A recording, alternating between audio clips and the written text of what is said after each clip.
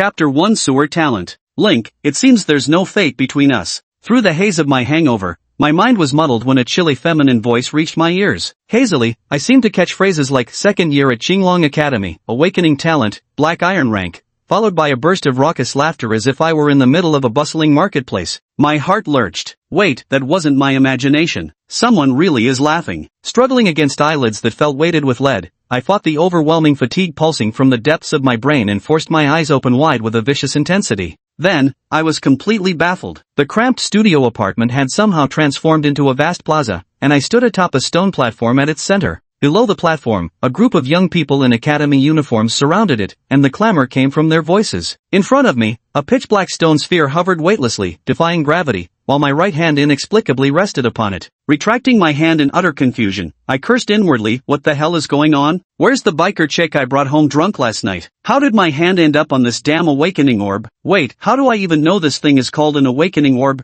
Staring at the orb with a strange expression, still reeling from the sudden change in touch, that icy woman's voice echoed again. Link, I know you're feeling terrible right now, but talent is predetermined at birth. In this university, awakening a black iron tier talent is equivalent to being sentenced to death. Lin Qingyu? Instinctively, I turned toward the voice and saw a tall, graceful girl with long black straight hair, also wearing a student uniform. I froze slightly and blurted out her name without thinking. Right after calling her name, I felt confused again. Huh? How did I know her name? That should be the last time you'll call my name, Lin Qingyu, whose name I had just spoken, said with complete indifference. Link, you're a good person, but from now on, we belong to two different worlds. With that said, she walked straight past me to the awakening sphere, reaching out and gently placing her hand upon it. In the next instant, the originally pitch-black sphere suddenly burst into dazzling golden light. The radiance rapidly spread, and within just a few breaths, the darkness was completely replaced by gold, transforming the entire awakening sphere into a magnificent, shimmering golden orb. Lin Qingyu, Student ID 0661, Awakening Ability, Source of Magic, Level, Gold Tier. As the mechanical voice announced, the previously noisy world instantly fell silent. People who had been chatting and laughing moments earlier immediately turned their gazes in unison toward Lin Qingyu. Standing beside her, I could practically feel the scorching intensity of their stares from below the platform.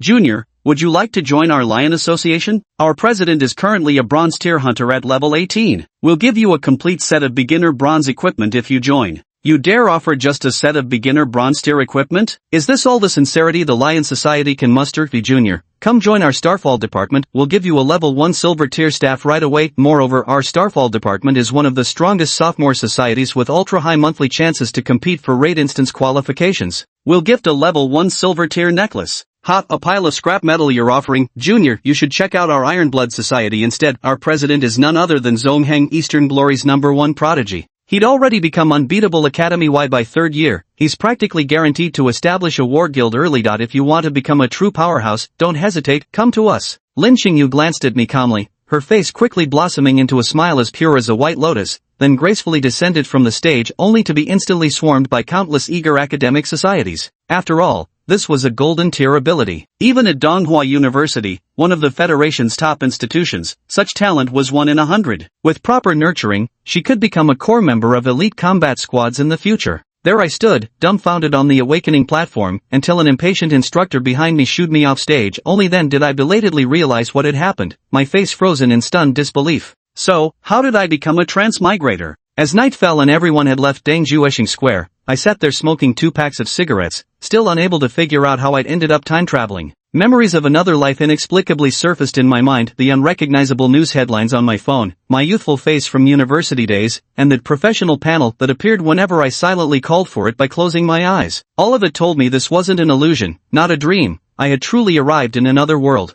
This is a world with a culture nearly identical to Earth's, but with the addition of special beings known as professionals. From the memories in my mind, over a decade ago, endless hordes of wilderness monsters and dungeon portals suddenly appeared in this world, nearly destroying the global order. Later, people discovered a magical gemstone containing peculiar energy. Those who met the conditions could touch it to gain power, awakening a professional panel and supernatural abilities. This gem was called the Awakening Orb. People relied on the awakened power of professionals to regain their footing on the brink of destruction over several years, beginning to reclaim lost homelands from the monsters. But the peace was short-lived. A group of red-named professionals emerged, not to fight for survival, but to turn their blades against their own kind, plundering equipment and wealth for profit. The conflict between professionals and red-named professionals lasted a year before the righteous professionals prevailed. To prevent such tragedies from recurring, the 10 original and most powerful sky-rank professionals joined forces to establish the Professionals Guild. From then on, the world implemented the extraordinary governance separation. The Professionals Guild governed the professionals, while mundane affairs remained under the jurisdiction of national authorities. Shortly after the enactment of the Superhuman Governance Act,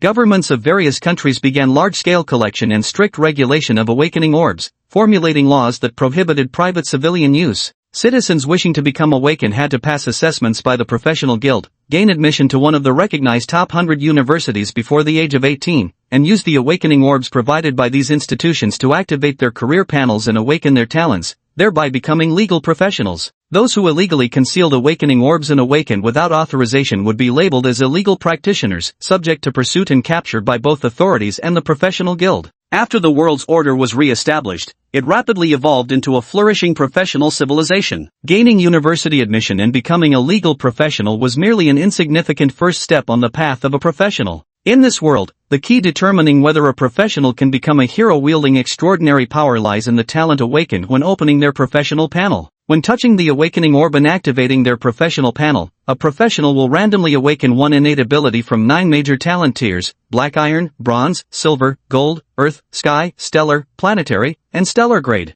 Higher tier talents come with more powerful special effects. Potent talents can enable professionals to unleash combat power several times or even hundreds of times beyond their actual level. Take Lin Xingyu's gold tier ability Mana Origin for example. It provides a 500% bonus to both her maximum mana capacity and regeneration speed. When transitioning into spellcasting professions, her endurance surpasses ordinary casters by over 5-fold, ranking firmly among T1 tier talents within gold grade abilities. What I awakened was the lowest tier ability, the Doppelganger. I stared blankly at the words Doppelganger, Black Iron tier talent, displayed on the ever-ready professional interface in my mind, feeling utterly exhausted. No wonder Lin Xingyu immediately distanced herself from me without even pretending. After seeing my Black Iron tier talent, it made perfect sense. Generally, graduates who pass the Professional Guild's assessment and enter professional universities awaken talents starting at the silver tier at minimum. Only a rare few, slipping in by sheer luck, might end up with a Black Iron tier talent. And my Doppelganger talent was bottom tier even among Black Iron level talents. The clone only had 10% of my original stats and couldn't be revived once killed. This ability was so useless I couldn't even use it for manual labor without being mocked. I was bitterly frustrated. As the memories fully integrated, my understanding of this life's circumstances left me utterly shattered. To put it simply, in this life, I was nothing but a pathetic cuckold. Lin Xingyu and I were born in the same village,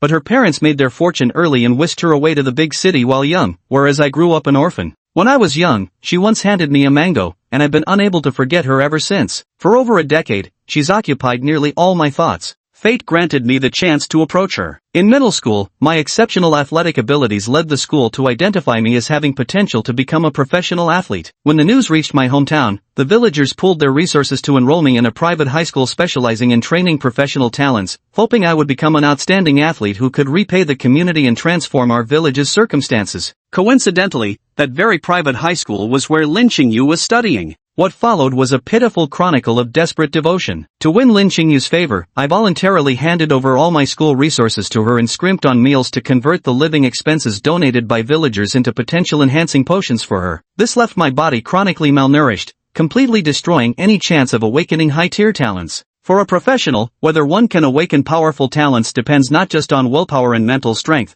but crucially on physical vitality and robustness. By exhausting all my resources on her, I not only damaged my potential but also inflicted severe harm to my body. Even if I barely managed to enroll in a professional university and keep pace with her, it destined me to near impossible odds of becoming a powerful professional. I understood this well, and so did Lin Xingyu. Actually, she quietly accepted everything I gave her without making any promises. When I miraculously got into Donghua University, she gave me an advance warning, saying she had always seen me only as a good friend and never considered taking things further. But she was moved by everything I had done for her and decided to give me a chance. If I awakened a golden rank talent, she would accept my pursuit, otherwise, we would end things and leave each other alone. My predecessor actually agreed without hesitation. What absolute bullshit. Awaken a golden rank talent and I'll still have use, so she keeps stringing me along, fail to awaken and she kicks me to the curb, is that it? Now she talks about leaving each other alone, but when she was taking my resources back then, why didn't she say anything? The most despicable one is still that spineless predecessor of mine using the villagers' hard-earned money to simp for her. How is that repaying them? Damn it all. I cursed inwardly and sighed helplessly. Since I was already here, I might as well make the best of it. With the mindset of treating a dead horse as if it could still be saved, I prepared to summon my avatar, clinging to the faint hope that there might still be a chance to turn things around. At this moment, a ding sound, like the clear chime of software starting up, rang in my ears.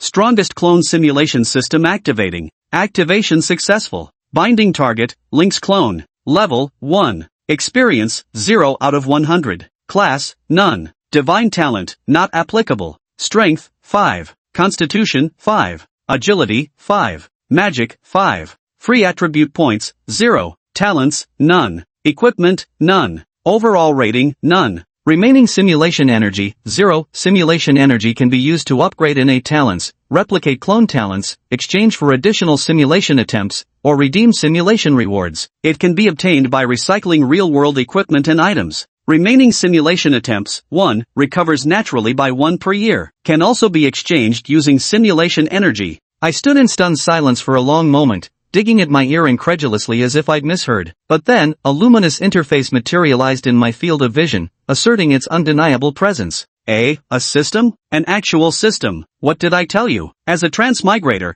how could I possibly lack cheat abilities? Staring at the system interface, my initial disbelief quickly gave way to an expression of exhilarated joy. But just as I was about to check the system functions, it suddenly hit me, there seemed to be something off about the system introduction. When I looked back at the light screen and saw the line binding target, Link's clone, I was instantly dazed. Clone simulation? Are you kidding me? How could the cheat be bound to a clone? Don't you see me, a living person, right here? The smile that had just appeared on my face vanished in an instant. After quickly scanning the system introduction, all I felt was an overwhelming sense of humiliation. So, after all this, it's just clone simulation, barely relevant to my true self. Within the simulated timeline, the clone would live out an entire lifetime in my place until its death, marking the end of the simulation. After that, I could spend a certain amount of energy to bring the clone's achievements from the simulation into the real world. So you're saying I'm just a tool for supplying simulation energy? I rolled my eyes. Though I complained internally, I couldn't resist the temptation of this transmigration cheat and obediently clicked the simulation button of the clone simulation system.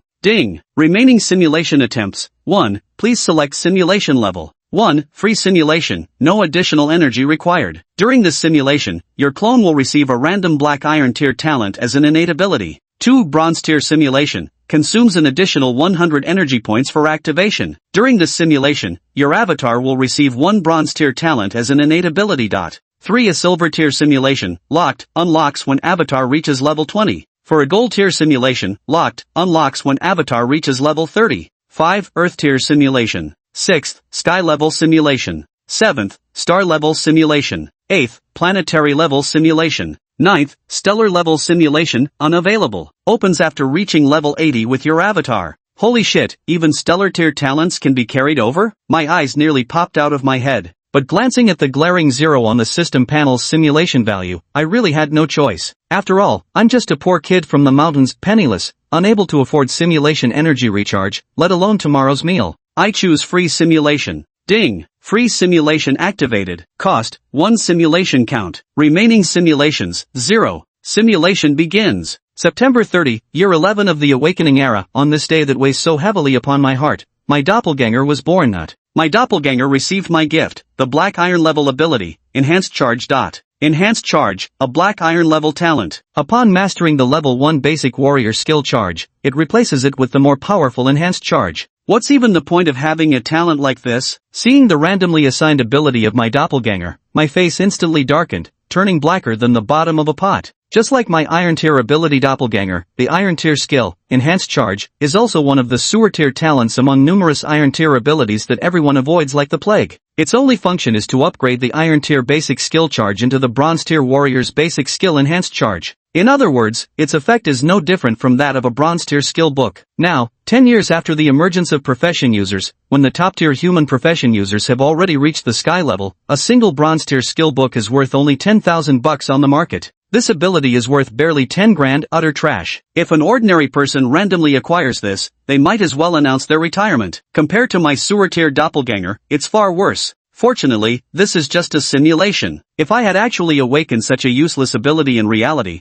I'd probably want to die. With that thought, I continued reading. After a night's rest, my avatar finally came to terms with the harsh reality of awakening with a trash tier ability. He came to the dungeon square, hoping to join a team and level up in dungeons with reliable companions. However, because his ability was completely impractical, not a single squad was willing to take my avatar along into the dungeons. After waiting for hours in the instance square without a party member in sight, I had no choice but to tackle the dungeon solo.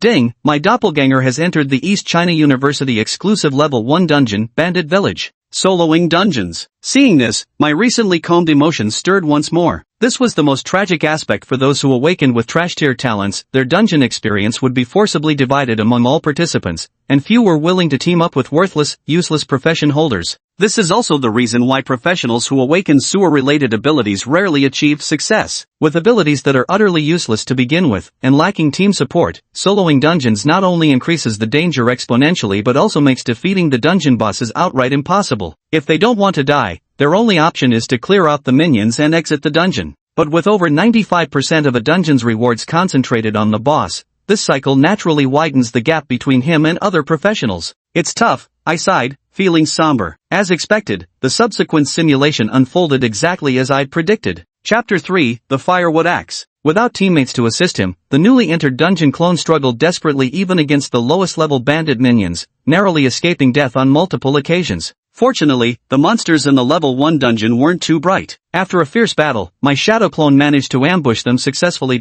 My shadow clone gained 10 experience points. However, these measly 10 points couldn't bring any noticeable change to it. My shadow clone felt utterly hopeless, but under my persistent urging, it stealthily approached the remaining low-level bandits in the village. 3 days later, through meticulous hit-and-run tactics, my shadow clone finally eliminated all the minor bandits in the mountain fortress, leveling up to level 2. Feeling the power surging within my body, my doppelganger's face was bright with smiles. However, soon enough, my doppelganger couldn't laugh anymore. As it turned out, as my doppelganger's level increased, the experience gained from killing level 1 bandit henchmen dropped from 10 points per kill to just 5 points. Even after my doppelganger wiped out all the bandit henchmen, it failed to advance its experience bar by even a single notch. There was no other way. To gain more experience and avoid the penalties that come with leveling up, my clone had no choice but to brave the heart of the bandit village. It didn't take long for my clone to encounter a group of level 2 monsters, patrolling bandits. Faced with these stronger, swarming enemies, my clone quickly realized it was outmatched. To preserve its life, it wisely aborted the dungeon run, barely escaping with its life. Not just the dungeon boss, without strong talents or teammates, I can't even handle the trash mobs? I groaned, rubbing my forehead. Because the dungeon was interrupted midway and my avatar didn't even get to meet the dungeon boss, during this crucial first dungeon run, my clone only obtained some bandit minions relics and a measly 125 experience points. This created a huge gap between my avatar and other trainees of the same batch. My clone sold all the miscellaneous grunt relics and barely scraped together $200 to purchase a black iron tier skill book, charge, on the school's internal trading platform. My clone has learned the charge skill, and under the influence of the talent enhanced charge, it has evolved into a bronze tier skill, strength and charge. Enhanced charge, bronze tier, LV1, charge forward to strike the opponent, instantly boosting your movement speed equal to your physique and strength values. Deals an additional 10% physical damage while knocking back and stunning the target. Knockback distance and stun duration are determined by the strength difference between both parties. The enhanced charging clone was brimming with confidence, certain it would find a team willing to accept it in the next dungeon. At this point, I remembered, in this world, dungeons weren't places you could just enter and leave as you pleased. Entering a dungeon consumes sanctuary value to resist the dimensional pressure during spatial traversal. Even the most powerful sky-tier professionals are no exception. With the exception of extremely rare dungeon items, there's only one way to recover sanctuary points: natural regeneration. Relying solely on natural recovery takes at least a full week to fully replenish, meaning each awakened only gets one chance per week to challenge a dungeon. To become a powerful awakened one, you must strive to maximize your gains in every dungeon run, especially for elite class professionals. Falling behind in even a single instance is a tremendous waste of potential. I thought to myself, so, the awakened one with sewer abilities is truly destined to be a certified waste, just as Lin Xingyu said. And to think that mere clones could hope to find a team just by relying on one enhanced charge skill, that's probably being too optimistic. With this in mind, I continued reading. For days later, my clone's shelter value was fully restored. He returned to the densely crowded dungeon square, waving the banner of his enhanced charge skill, hoping someone would pick him. However, the doppelganger overestimated the value of bronze rank skills. At Donghua University, a top-tier institution in the Federation, students admitted for advanced studies were either wealthy, well-connected, or exceptionally talented. Most freshmen had already cleared their first dungeon run and reaped the rewards, making bronze rank skills far from rare. Under these circumstances, a mere level 2 avatar with no equipment was utterly worthless within the freshman group, averaging level 4 each, possessing at least one basic white tier item if not an outright burden. As expected, even after the plaza had emptied, the clone still hadn't found a team to take him into the dungeon. Seeing this, the clone gave up on joining the team and resolutely charged into the bandit stronghold dungeon. With a charged skill in clones, dealing with level 1 bandit minions was effortless. Though the level penalty meant each minion only gave 5 experience points, he still spent an entire day wiping them all out. Later, the avatar infiltrated the bandit stronghold, using the enhanced charge skill to eliminate 3 patrolling bandits, which drew the attention of the third-in-command.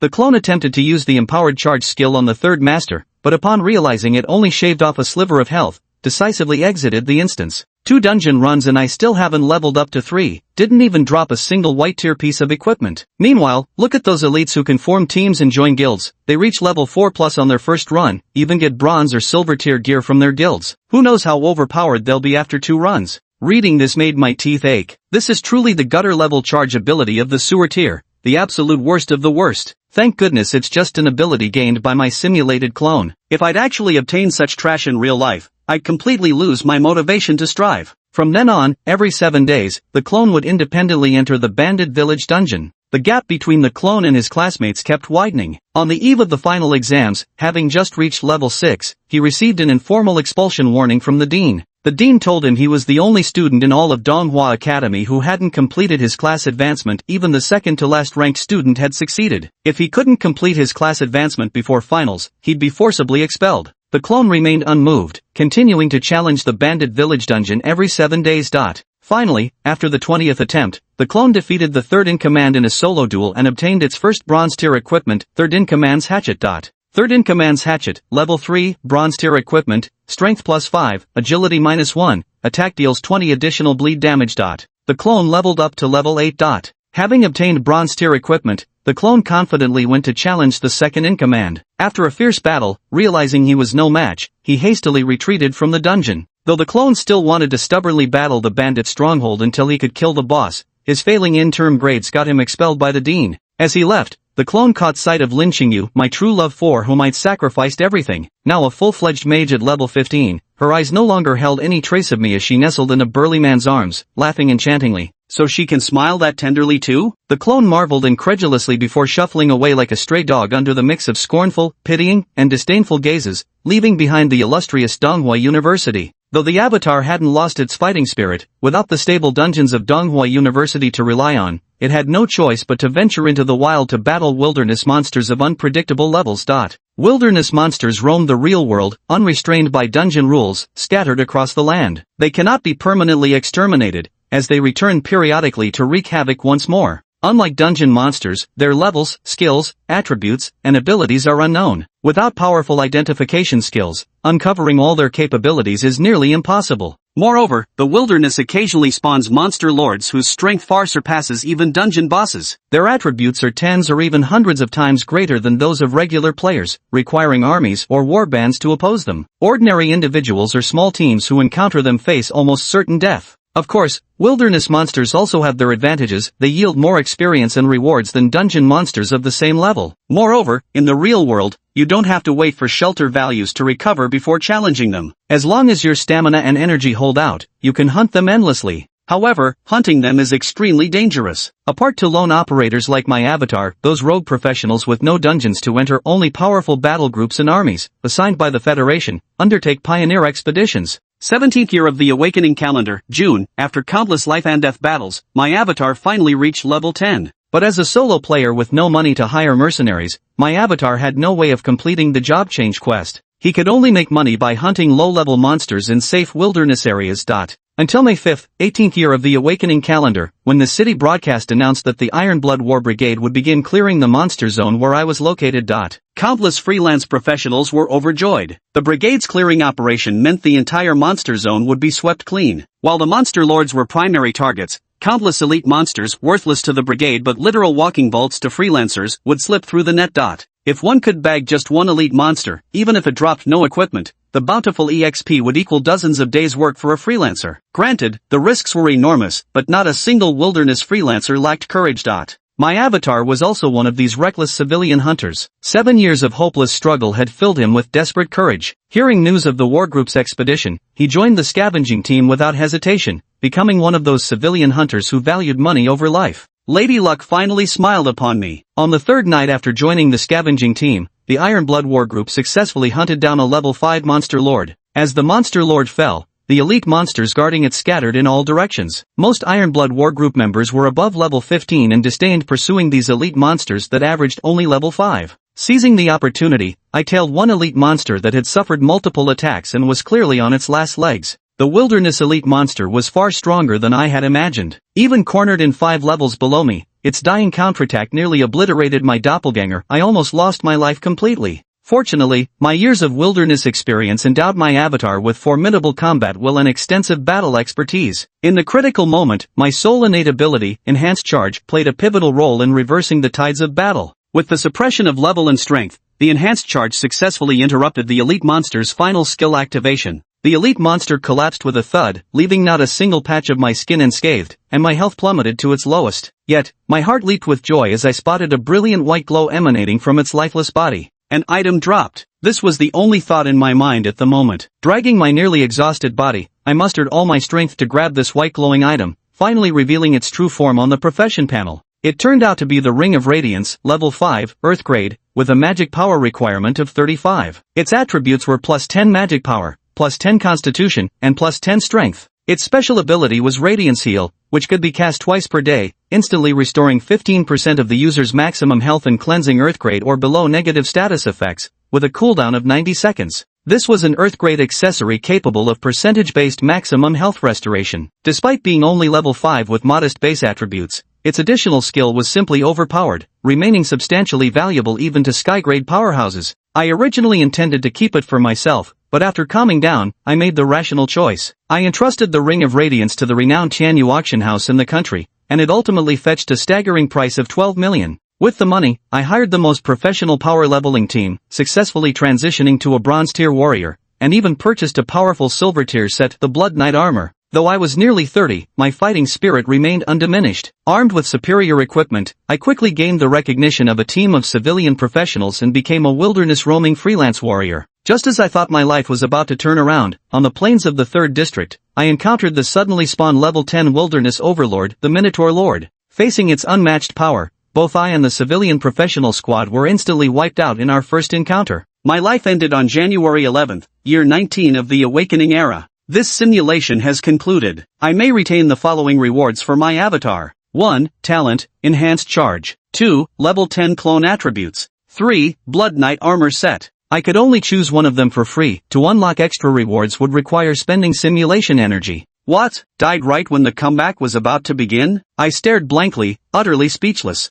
After adjusting my mindset, I turned my attention to the rewards. Without simulation energy, I could only choose one freebie from the 3 options. Careful consideration was crucial. Forget about Talent Enhanced Charge, that's a bottom tier ability. Only someone with loose screws would pick that. Between the Blood Knight set and the level 10 clone attributes, the set was undoubtedly more valuable. After all, it was a silver grade set I'd spent over 5 million on in the simulation, so its stats had to be impressive. But when I saw the set's equipping requirements, level 10, Knight or Warrior class, and over 35 strength points, and recalled how it took 6 miserable years to reach level 10 in the simulation, I decisively chose the level 10 clone instead. I don't have time to fuss with equipment that's just for show. Ding! Your doppelganger has accepted your gift, and your doppelganger's attributes have changed. Bound Entity, Link's Doppelganger. Level, 10. Experience, 0 out of 2000. Class, Warrior, Bronze Tier. Innate Talent, none. Strength, 75. Constitution, 25. Agility, 15. Magic Power, 5.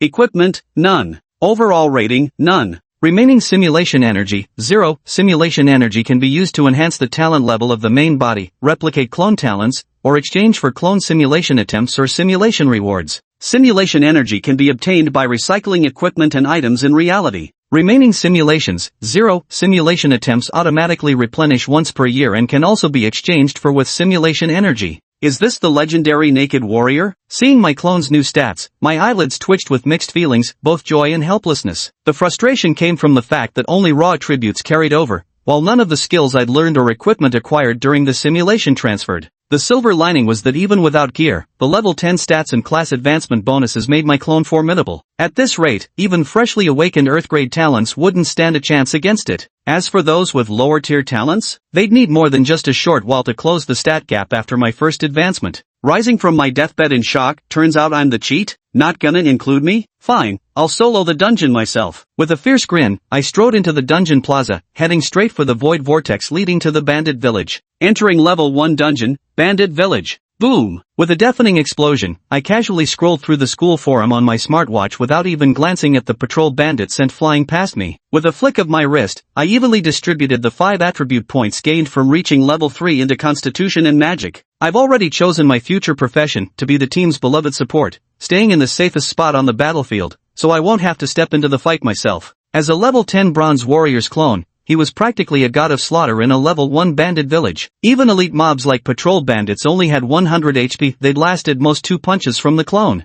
The clone entered the bandit stronghold, and it was like destroying dead wood and rotten roots. What's even more outrageous is that, as a derivative of my innate ability, the clone isn't recognized by the profession panel as an independent professional. The experience from monsters it kills isn't subject to the penalty for bullying weaker monsters. Plus, because my main body's level is low, killing monsters above my level comes with an extra experience bonus. It's practically openly exploiting a loophole in the profession panel. Chapter 5, Clone vs Bandit Boss. My clone went on a killing spree, quickly wiping out the 30-something bandit minions loitering on the outskirts of the stronghold, along with a dozen or so patrolling bandits. All the experience points from killing monsters went to me, instantly leveling me up to level 3. However, the real highlight of the bandit village dungeon was just beginning. Who dares to trespass into my village? With an enraged roar, the first boss of the bandit village, the third in command, a towering figure over 2 meters tall wielding a worn-out cleaver, charged out menacingly. Sensing the boss's formidable presence, I didn't hesitate to shrink back and yelled at my impassive clone, take him down. The doppelganger obeyed the command, stepping forward with a clenched right fist before leaping high and delivering a punch squarely to the bandit third-in-command's forehead. Boom! A thunderous impact echoed his asterisk critical hit -155. Asterisk appeared above the bandit leader's head in massive damage numbers, instantly depleting half of his thick health bar. Before the bandit leader could trigger his combat loss ability, the doppelganger, who had just landed from midair, spun around with a rapid aerial double kick. Asterisk -62 asterisk asterisk -68 asterisk. Ding! You have slain the bandit village's third boss. Bonus for killing higher level enemy, 50% extra EXP obtained. Ding! You gain 450 EXP. Your level has risen to 4. Ding! You obtained the bandit leader's badge. Bandit leader's badge, 3, level 1, bronze tier, strength +2, constitution +1. Special effect, when HP drops below 30%, strength increases by 10%. Hint, collect bandit leaders badges, 3, 2, and I, to synthesize a silver tier accessory,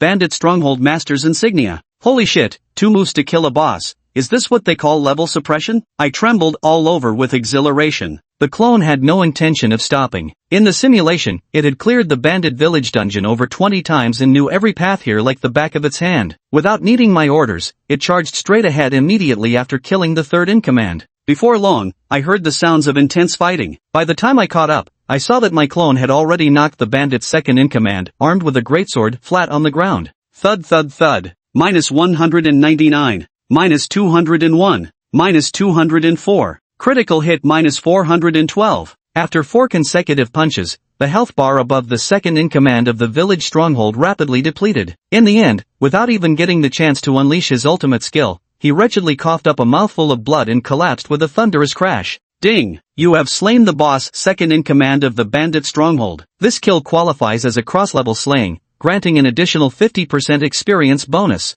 Ding! You have gained 750 experience points. Your level has increased to 5. Ding! You have obtained the second in command's heavy sword. Second in command's heavy sword, level 5, bronze grade equipment, requirements, strength 25, attributes, strength +10, agility -2, additional, 20 points of armor piercing damage that ignores target defense. TSK, listen to that. Does this even make sense? A level 10 character killing a level 5 boss could still count as a cross-level elimination. I marveled at my own shamelessness while allocating all the attribute points from the level up to magic and constitution.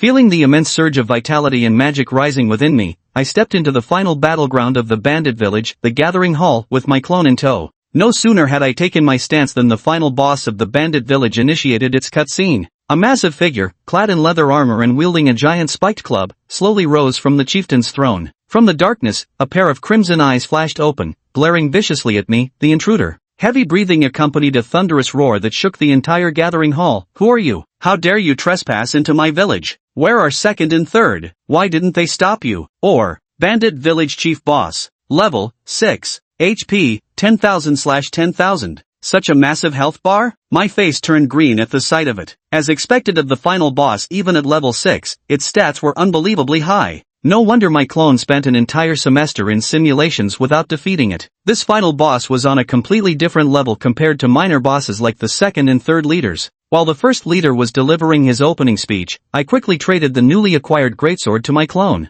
BZZZT. With a flash of white light, the supposedly unarmed clone now gripped an enormous black broadsword 160 centimeters long and nearly 20 centimeters wide in its hands. Before the bandit leader could launch his attack, the doppelganger swung its massive sword in a wide arc, slashing viciously at the bandit leader's abdomen. -122. The bandit leader, whose health bar had instantly dropped by a sliver, let out a furious roar. Abandoning any prepared dialogue, he raised his spiked club and smashed it toward the doppelganger. The level 10 doppelganger was no pushover. Its heavy sword whistled through the air as it engaged the bandit leader in a fierce melee. -48, -102, -52, -107. Streaks of HP reduction values kept popping up above their heads. I'd intended to step in and help, but glancing at my pitiful attack stats, I ultimately chickened out and retreated dozens of meters, hiding inside a haystack. Give it your all, my doppelganger. Though it's embarrassing for me, the original, to say this, such a ferocious monster can only be handled by you after all. Chapter 6, Dungeon Rewards. Sadly, my encouragement didn't change the outcome of the battle between my clone and the bandit leader. Although my level 10 clone had a level advantage over the monsters in the bandit stronghold dungeon,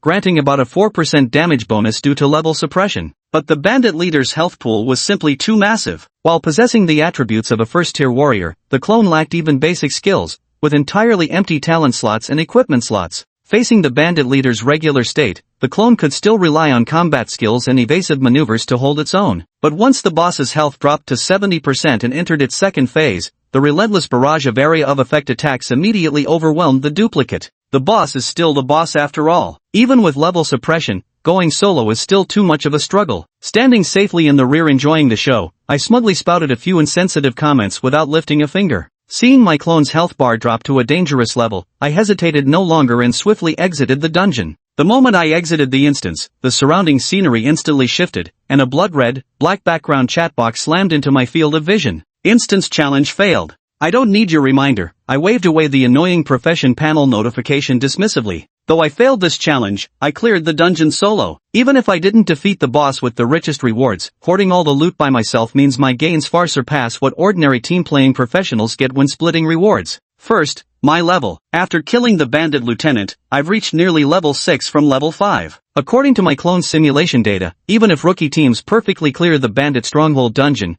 they'd at most reach level 4, lagging at least 1.5 levels behind me. I don't have to split the loot with teammates when soloing dungeons. Everything dropped in the bandit stronghold dungeon belongs to me. This haul includes over 200 copper coins, bandit tokens worth roughly 2,000 Federation dollars, plus a level 5 bronze grade weapon, second-in-command's greatsword, and a silver grade equipment crafting component, bandit chieftain's badge. The most valuable item is bandit chieftain's badge. Though it's only a level 1 bronze grade pendant with pitiful base stats, pendants are inherently rarer than regular equipment. Moreover, it's one of the crafting components for the silver-grade equipment, Bandit Overlord's insignia, making its market value even higher than the level 5 bronze-grade, second-in-command's greatsword. On East China University's campus trading network, Bandit Overlord's insignia sells for at least 3,500 Federation dollars, while second-in-command's greatsword only fetches 2,500. After crunching the numbers, I concluded, adding the monster copper coins worth 2 Federation dollars each, this dungeon run nets me around 8,500 Federation dollars total.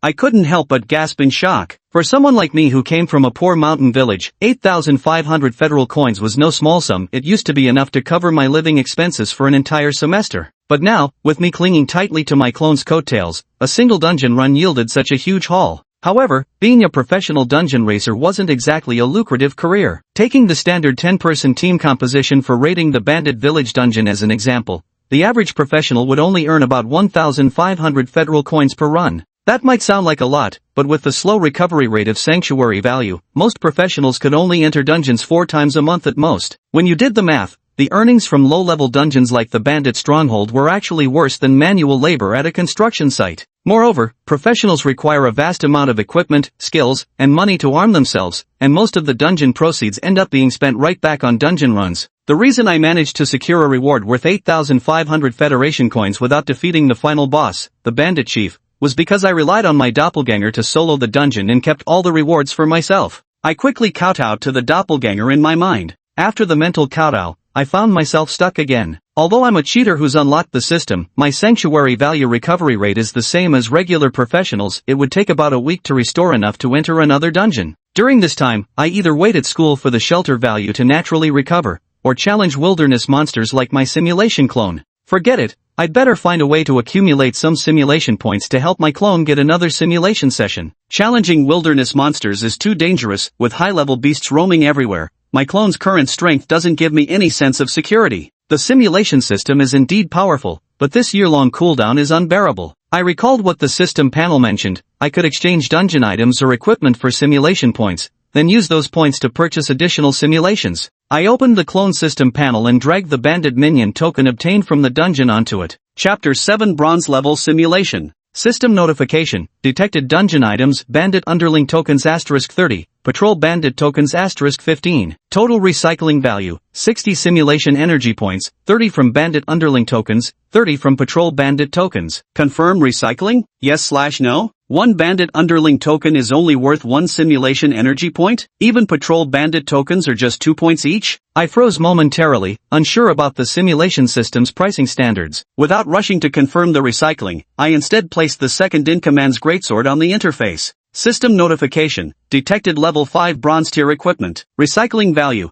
15 simulation energy points. Confirm recycling? Yes/no? No. I instantly selected no and hastily withdrew the second-in-command's greatsword, replacing it with the bandit token. Kidding me, that second-in-command's greatsword is worth 2,500 federal credits and is in high demand. Meanwhile, a common bandit's token only fetches 40 to 50 bucks on the campus exchange network, and even the patrol bandits tokens, slightly pricier, don't exceed 100 credits each. On the East China University trading website, the second-in-command's heavy sword worth 2,500 federal credits can be exchanged for 25 patrol bandit tokens. Given that each patrol bandit token is worth 2 simulation points in the system, that's a total of 50 simulation energy points. I'm not foolish enough to sell Deputy Leader's greatsword back to the simulation system for a measly 15 simulated points. It seems the simulation system has its own set of criteria for evaluating recycled items, I mused, stroking my chin as I placed the Bandit Leader's emblem, the most prized possession among professionals, onto the recycling panel.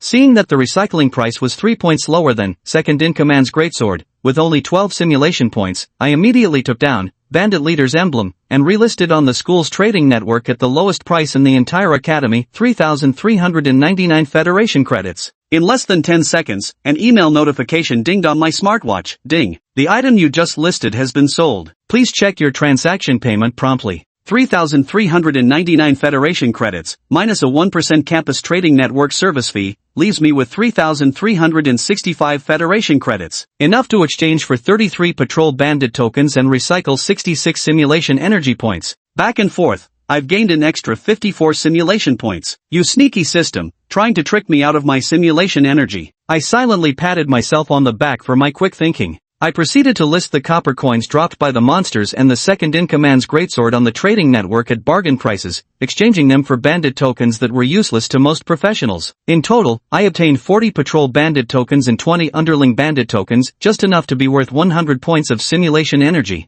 Adding to the 126 simulation energy previously exchanged, what should have only been an 87-point simulation value reward from the dungeon ended up being sold by me for the premium price of 226 simulation energy. I wonder how much simulation energy can be exchanged for one simulation. Staring at the 226 points of simulation energy on the panel, I eagerly opened the simulation interface and selected Exchange Simulation Attempts. System prompt, ding, this simulation exchange will cost 100 simulation energy points. Confirm exchange? 100 points of simulation energy? Holy shit, that cheap? I was overjoyed. I never expected that a simulation with a 1-year cooldown could be purchased for just 5,000 Federation credits worth of simulation energy. I immediately selected yes. System prompt, ding, successfully exchanged 1 simulation chance for clone, proceed with simulation? As the 100 points of simulated energy were deducted, the number of simulated attempts on the clone panel changed from 0 to 1. I urgently needed a more powerful clone backup, so without hesitation, I selected yes. The system prompted once again, please select simulation level. 1 free simulation, no extra energy will be consumed. In this simulation, your avatar will receive a random black iron level talent as an innate ability. 2 bronze level simulation, consumes an additional 100 energy points. During this simulation, your avatar will obtain 1 bronze tier talent. 3 silver level simulation, locked, will be unlocked after the avatar reaches level 20. 4 gold tier simulation, I choose the bronze level simulation. I quickly cut off the system's rambling, glancing at my remaining 100 simulation points. Recalling the humiliating experience of starting with iron tier talent in the last simulation, I gritted my teeth and made my choice. Ding! Bronze level simulation activated. Cost, 1 simulation attempt, 100 simulation energy points. Remaining simulation attempts, 0. Simulation begins. On this extraordinary day, my clone opened its eyes, realizing I had sent it into the simulation. I bestowed upon the clone the bronze tier talent, life resistance. Life resistance, a bronze tier talent, grants the clone an additional 20% health boost. After taking damage, it also gains 10% to 35% damage reduction, with the reduction effect increasing as injuries worsen. Watching the clone receive this talent, my eyes widened in disbelief. Had fortune finally smiled upon me? After both my original self and clone previously awakened 2 worthless iron tier abilities in succession, was this finally my compensation? Life resistance stands apart from those universally acknowledged trash tier talents. Even among numerous bronze tier abilities, it's absolutely top tier, possibly even god tier. Especially for those looking to transition into frontline professions like warriors or knights, its practicality is significantly enhanced, rivaling that of ordinary silver rank talents. With excitement in my heart, I had a strong premonition that this simulation would yield substantial rewards, and I eagerly continued reading. The clone was quite satisfied with the newly acquired bronze rank talent. Life resistance would greatly enhance his tanking ability as a frontline warrior, allowing him to develop toward becoming a heavy armored fighter. Sadly, the first wave of team dungeon challenges had already passed, and the shelter points had been exhausted in reality, leaving the clone with nothing to do for the time being. Challenge the wilderness? I wouldn't even consider such a dangerous mission, let alone my avatar. If it weren't for carrying such useless talents in the last simulation that got him expelled and left with no other options, he would never have risked venturing into the wild. The avatar decisively refused to go to the wilderness and returned to the school dormitory.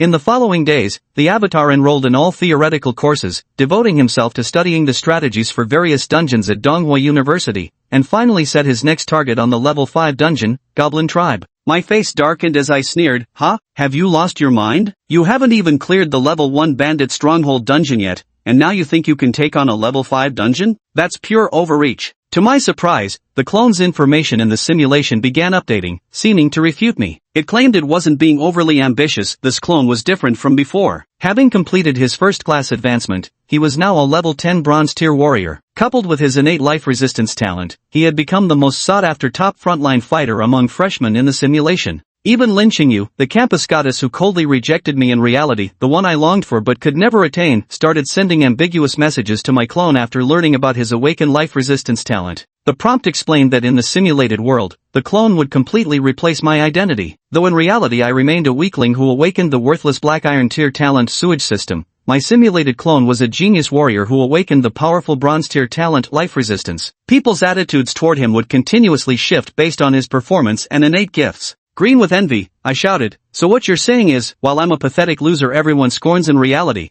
it doesn't stop my clone from being the worshipped genius in the simulation, right? I too want to be the genius admired by thousands, not the trash despised by everyone." The simulation continues. Facing Lin Qingyu, the clone smirked coldly, thinking to himself that he was no base male creature controlled by his primal urges. Women would only slow down his sword draw. He coldly replied with the word bitch, then deleted and blocked Lin Qingyu from his contacts. I exclaimed gleefully, "Great job, my clone. But just to clarify, those boring male creatures you mentioned have nothing to do with me." Alas, my clone paid no heed to my lame excuse. After dealing with emotional matters, the clone posted the information on the Donghua University campus forum, seeking a team and teammates willing to tackle the Goblin Tribe dungeon together and grow collectively. His outstanding talent and impressive combat awareness test data quickly attracted the attention of numerous first-year teams. Within less than half a day, his inbox was flooded with invitations from dozens of teams, including elite squads composed entirely of silver-grade or higher talented professionals. In the awakening world, warriors take the front lines,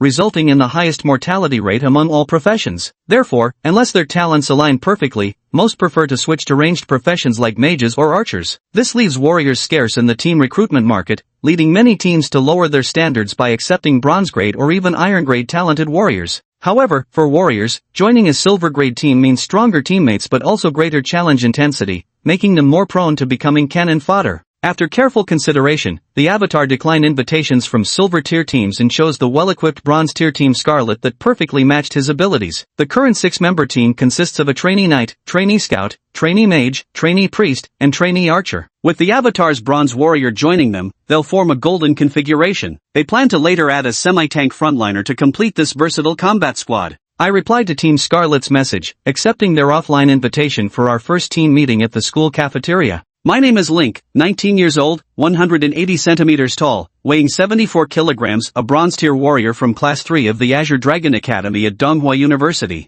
With my T0 tier bronze talent life resistance, joining Scarlet team went incredibly smoothly. No bronze-tier squad would have any reason to turn me down. After joining, Captain Zhang Jingyi led everyone through formal introductions. Captain Zhang Jingyi, 19 years old, female, 172 centimeters tall, weighing 52 kilograms, is a freshman in Class 2 of Zhuke College at Donghua University. Her role in the team is Scout, with the bronze-tier talent Flickering Shadow, which increases stealth level by 1 tier when using concealment or disguise-type talents. Vice Captain Lang Lan, 19 years old, male, 175 centimeters tall, weighing 65 kilograms, is also from Class 2 of Zhuke College at Donghua University. His role in the team is Marksman, with the bronze-tier talent Weakness Strike, which increases critical damage by 30% when landing a critical hit. Team member Gao Xianhu, 20 years old, male, 187 centimeters tall, weighing 95 kilograms, is from Class 7 of Xuanwu College at Donghua University. His role in the team is Knight, with the bronze-tier talent Unyielding Stand, which enhances his own health regeneration. The lower his health, the higher the regeneration effect, up to a maximum of 50%. Team member Su Yang, 19 years old, male, 174 centimeters tall, weighing 68 kilograms, is from Class 9 of Zhuke College at Donghua University. His role in the team is Mage, with the bronze-tier talent Channeling, which allows him to charge up skill releases for up to 75% additional skill potency. Team member Wei Xinxiang, 18 years old, male, height 179 centimeters, weight 72 kilograms, freshman at Suzaku College Class 2 of Donghua University. Team role, Mage. Talent, Bronze Tier Arcane Enhancement, which increases casting range by an additional 30%. Finally, team member Li Tongtong, 18 years old, female, height 158 centimeters, weight 42 kilograms, freshman at Suzaku College Class 2 of Donghua University. Team role, Priest. Talent, Prayer, which boosts the entire team's strength and magic attributes by 10% before battle and increases experience gain by 10%. This is a team primarily composed of students from Suzaku College Class 2, Gao Xianhu, Su Yang, and I joined later. After my clone quickly assessed the team's information, I introduced myself, sharing my details and talent, life resistance, which grants an additional 20% HP boost and reduces damage taken by 10% to 35% after injury, with the mitigation effect increasing as injuries become more severe. With teammates by my side, my clone's heart swelled with hope. After calculating everyone's shelter value recovery time, following Captain Zhang Jingyi's suggestion, we decided to tackle the Goblin Tribe dungeon 2 days later. During these 2 days, my teammates busied themselves studying strategies, purchasing equipment and items to increase raid efficiency and reduce risks. Vice Captain Lang Lan, who had good connections with Academy seniors, managed to obtain detailed information about the Goblin Village dungeon from them. While the teammates enthusiastically discussed preparations, my clone remained aloof and stubbornly claimed to need no preparation. Fortunately, the considerate Captain Zhang Jingyi noticed my awkward situation and gifted me a set of basic warrior class skills. After thanking her, my clone mastered the Black Iron tier warrior skills, Charge, Slam, and Battle Cry. Slam could condense battle energy to violently strike a target, dealing 20% additional damage with a 5-second cooldown. Battle Cry allowed roaring at enemies ahead, reducing their attack and defense based on the strength difference between parties, with a 60-second cooldown. Seeing the smug look on my simulation clone's face, I broke out in a cold sweat. This clone really had no shame. The 2 days of preparation passed quickly. With our entire Crimson Squad shelter values fully restored, we launched our assault on the level 5 Goblin Tribe dungeon. The moment we finished teleporting and appeared before a forest, before we could even steady ourselves, a pack of goblin grunts charged at us. Having studied the strategy, we weren't flustered. My clone, with its simulated experience, rushed forward at the forefront. With my 75-point strength stat towering over the goblins' average of 20, I might as well have been a god to them. A single charge sent them flying. 5 or 6 goblins shattered midair as their health bars emptied instantly. My teammates gaped in stunned silence. Warriors weren't exactly known for high damage output, and with me having awakened a tank class talent, theoretically, my attack power shouldn't have been this insane. Of course I wouldn't tell them about my successful job change, receiving 50 attribute points, reaching level 10, and gaining both 5% increased damage and damage reduction against level 5 monsters. I just kept coolly slaughtering goblins. These level 5 goblin punks were tougher than banded minions, sometimes requiring an extra punch to finish them off. I moved through the goblins like an unstoppable war god. When my teammates finally snapped out of their shock, they joined the cleanup. With my overpowered warrior leading, we finished off these trash mobs in 1 hour rather than the estimated 6. Beyond my high damage and superior technique, the key was my tankiness. Holding the front line and drawing aggro let my teammates focus purely on dealing damage as we steamrolled straight through. Reading this, I couldn't help but smile, recalling how my doppelganger helped me farm the bandit hideout dungeon. Though it was the doppelganger showing off, I still felt a sense of pride by association. In the simulation, my doppelganger and the Crimson Squad quickly reached the first dungeon boss, a level 7 goblin warrior. Though merely a roadblock boss, its stats were slightly higher than the final boss of the bandit hideout, the bandit chieftain. But now, my doppelganger wasn't alone like when soloing the bandit hideout. With powerful talents and reliable teammates, this minor stat difference meant nothing. Chapter 10, The Possibility of an Entire Team at Star Rank. Hey, who exactly are you venting about? My doppelganger once again charged ahead fearlessly, trading punches blow for blow with the goblin champion under the astonished gazes of the Crimson Squad, not losing ground despite several exchanges. Team leader Zhang Jingyi watched the doppelganger's ferocious display, even suspecting he might be some hidden powerhouse pretending to be weak. After all, it was completely unreasonable for a rookie who'd only unlocked his professional panel less than 10 days ago to solo a dungeon boss relying solely on a bronze tier talent. It wasn't until the doppelganger pushed the goblin champion into its second phase, triggering its berserk skill, that Zhang Jingyi, snapped back to reality by Vice Captain Langland's warning, hurriedly organized the team for a coordinated assault. With the Crimson Squad working in perfect unison, the first barrier boss of the level 5 dungeon goblin tribe, the goblin champion, lasted only 15 minutes before crumbling. Seeing the simulation message defeated a level 7 dungeon boss in just 15 minutes, I was slightly startled. This efficiency was like riding a roller coaster. It seemed the Crimson Squad in the simulation was quite formidable. Otherwise, with just a clone alone, even with the life resistance talent bonus, killing a dungeon boss with over 10,000 HP would likely take several hours of kiting and meticulous tactics. But is this the power bestowed by talents? A clone awakened with a black iron tier talent spent an entire semester in the last simulation just to barely clear a measly level 1 bandit stronghold dungeon.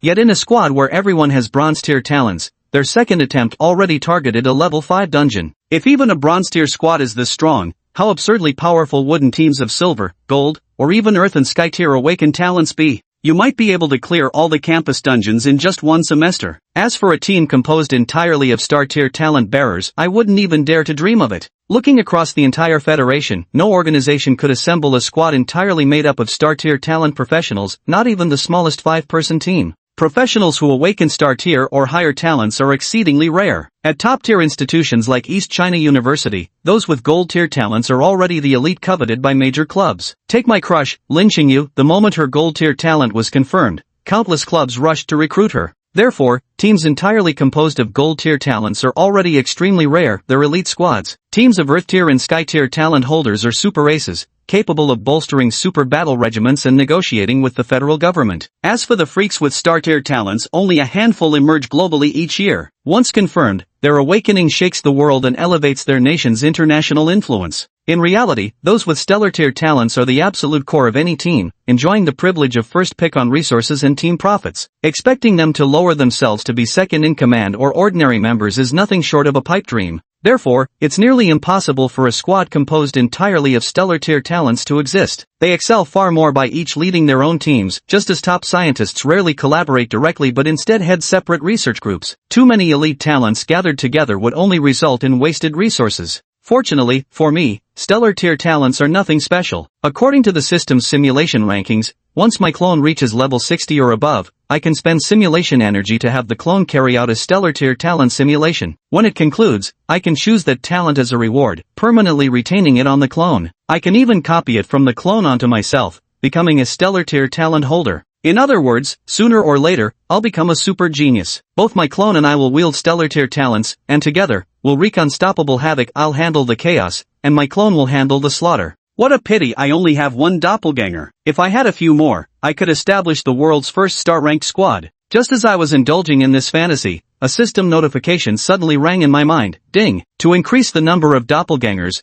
you must first upgrade their talent level. Currently, your doppelganger talent is at Black Iron rank, which limits you to possessing only one doppelganger. Nani? The number of doppelgangers can actually be increased? I was shocked, but the system gave no further response, continuing to display simulation information. Led by my doppelganger, the Crimson Squad, having defeated the first dungeon boss at an astonishing speed of just 15 minutes, was brimming with morale. Riding on this momentum, the doppelganger and the Crimson Squad charged recklessly through the goblin dungeon, leaving countless goblin monsters fallen in their wake. Before long, they stood before the second boss, the Goblin Priest. This is an 8th level spellcaster-type boss, with lower HP than the previous Goblin Warrior, but possesses formidable spell damage and ranged attack capabilities. Accompanied by a group of 5th level elite monsters, Goblin Fighters, strategy guides rank it as more troublesome than the final boss. Unfortunately for them, they encountered me and my clone. Facing the vicious Goblin Fighters and Priest ahead, the clone suddenly spread its broad arms and began bathing amidst the horde of monsters, under the awestruck and admiring gazes of my teammates. Thanks to level advantage, HP resistance, and the constant heals from our support priest,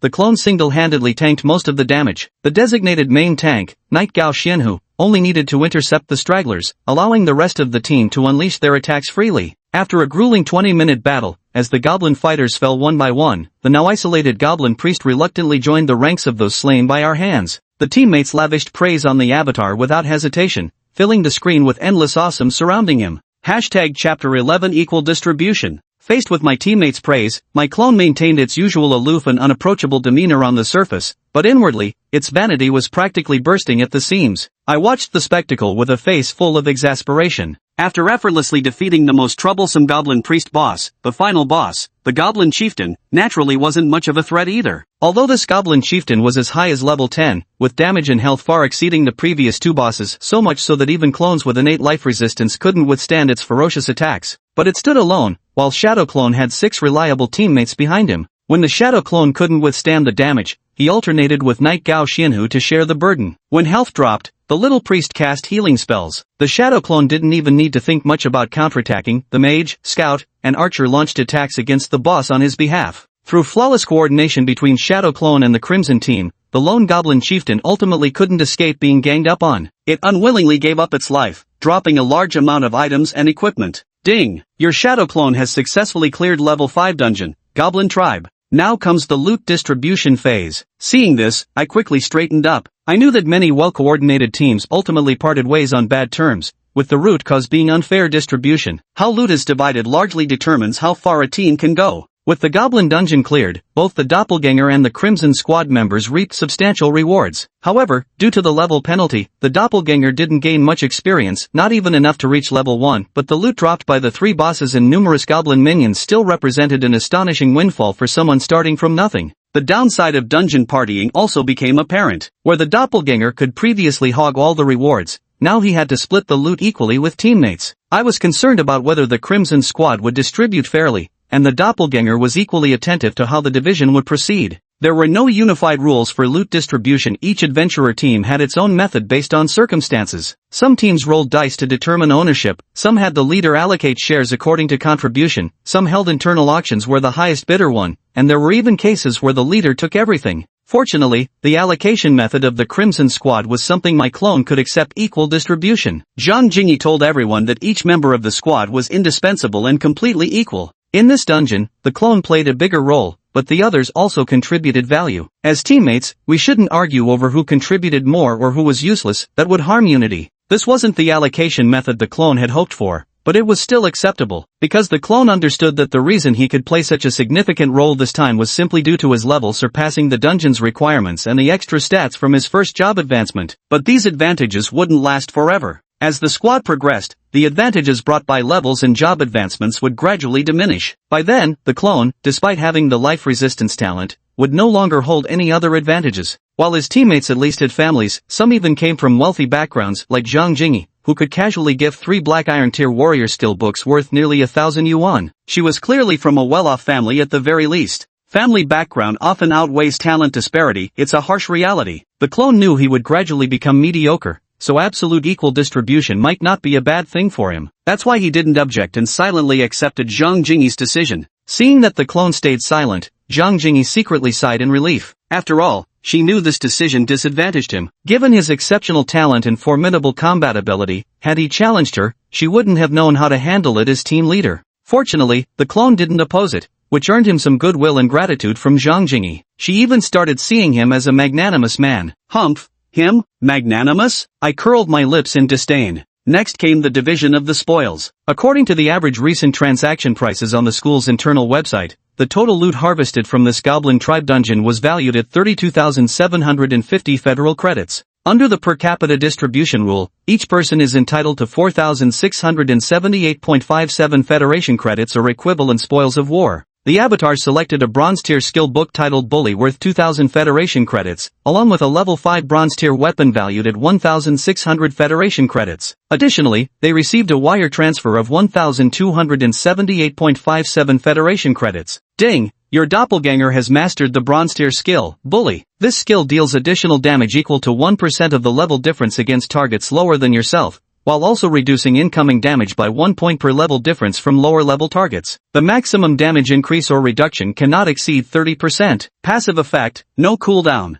Ding! Your clone has obtained a bronze tier weapon, the Chieftain's Battle Axe. This battle axe requires 25 strength and level 5 or above to equip, granting plus 10 strength, minus 2 agility, plus 2 constitution, and dealing an additional 20 critical strike damage. Hashtag Chapter 12 Lin Xingyu in the Wilderness. A successful dungeon run and smooth loot distribution marked significant progress for the newly formed Crimson Squad. Ever since the emergence of Awakened, countless hopeful squads had collapsed due to disputes over loot allocation. Fortunately, thanks to the clone's concessions, the Crimson Squad passed this crucial test. I observed everything without voicing my opinion. Although I sneered at my avatar's sacrificing the small self to preserve the greater whole approach in the simulation, I wouldn't interfere with decisions he'd already made. Needless to say, according to my avatar's calculations, if the Crimson Squad insisted on maintaining their absolutely equitable distribution system, the greatest future benefits would ultimately accrue to him. Some lessons must be personally experienced to leave a lasting impression, otherwise, when faced with similar situations again, he'd still make the same choice. That's right, I had absolutely no faith in the absolutely equitable distribution system proposed by Crimson Squad leader Zhang Jingyi in the simulation. As I saw it, the Zhang Jingyi who advocated this system was either a naive idealist or a fool utterly ignorant of human nature. As the old saying goes, it's not scarcity but inequality that people worry about. If someone makes great contributions but ends up with the same spoils as slackers, how could they not feel resentment?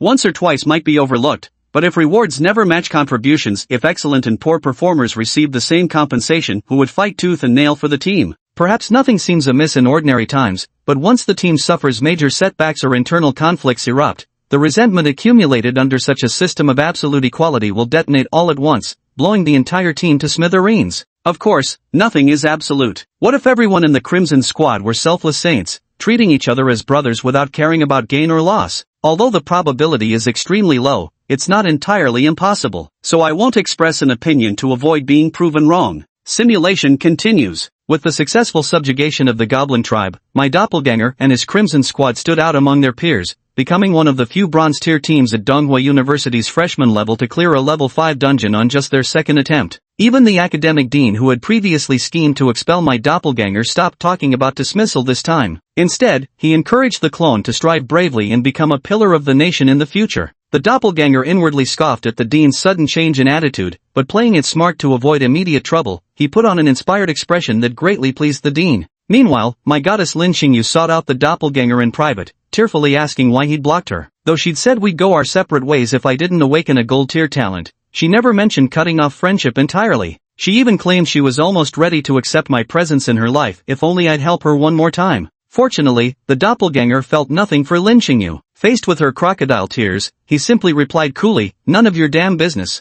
You. Lin Xingyu stared at the duplicate in disbelief, probably unable to believe that the me who had been too timid to breathe heavily in her presence would dare speak to her like this. I rubbed my nose and suggested, I need to clarify, the simp you're referring to is this world's Link, not me. Can you change how you address him in the simulation? Otherwise, I feel offended. But the duplicate ignored me outright, fixing lynching you with an icy glare and urging her to spit it out. I grumbled inwardly, this guy was completely brushing me off. Lynching you suppressed her anger and feigned fragility, explaining that the Ironblood Society she had joined was conducting internal assessments. Qualified squads could become core teams and receive focused training. What does that have to do with me? The Avatar asked with a sidelong glance. Of course it concerns you. Lynching you raised her voice momentarily, but upon seeing the Avatar's indifferent expression, she lowered her tone and spoke meekly, the assessment involves wilderness trials. I'm scared to go alone and want you to protect me. My Avatar found it ridiculous, unable to comprehend how someone could be so shameless. Setting aside Lynching Yu's usual attitude toward me, the Avatar, who had spent years surviving in the wilderness during previous simulations, knew full well how dangerous the wilds could be. This woman swindled all my assets in reality,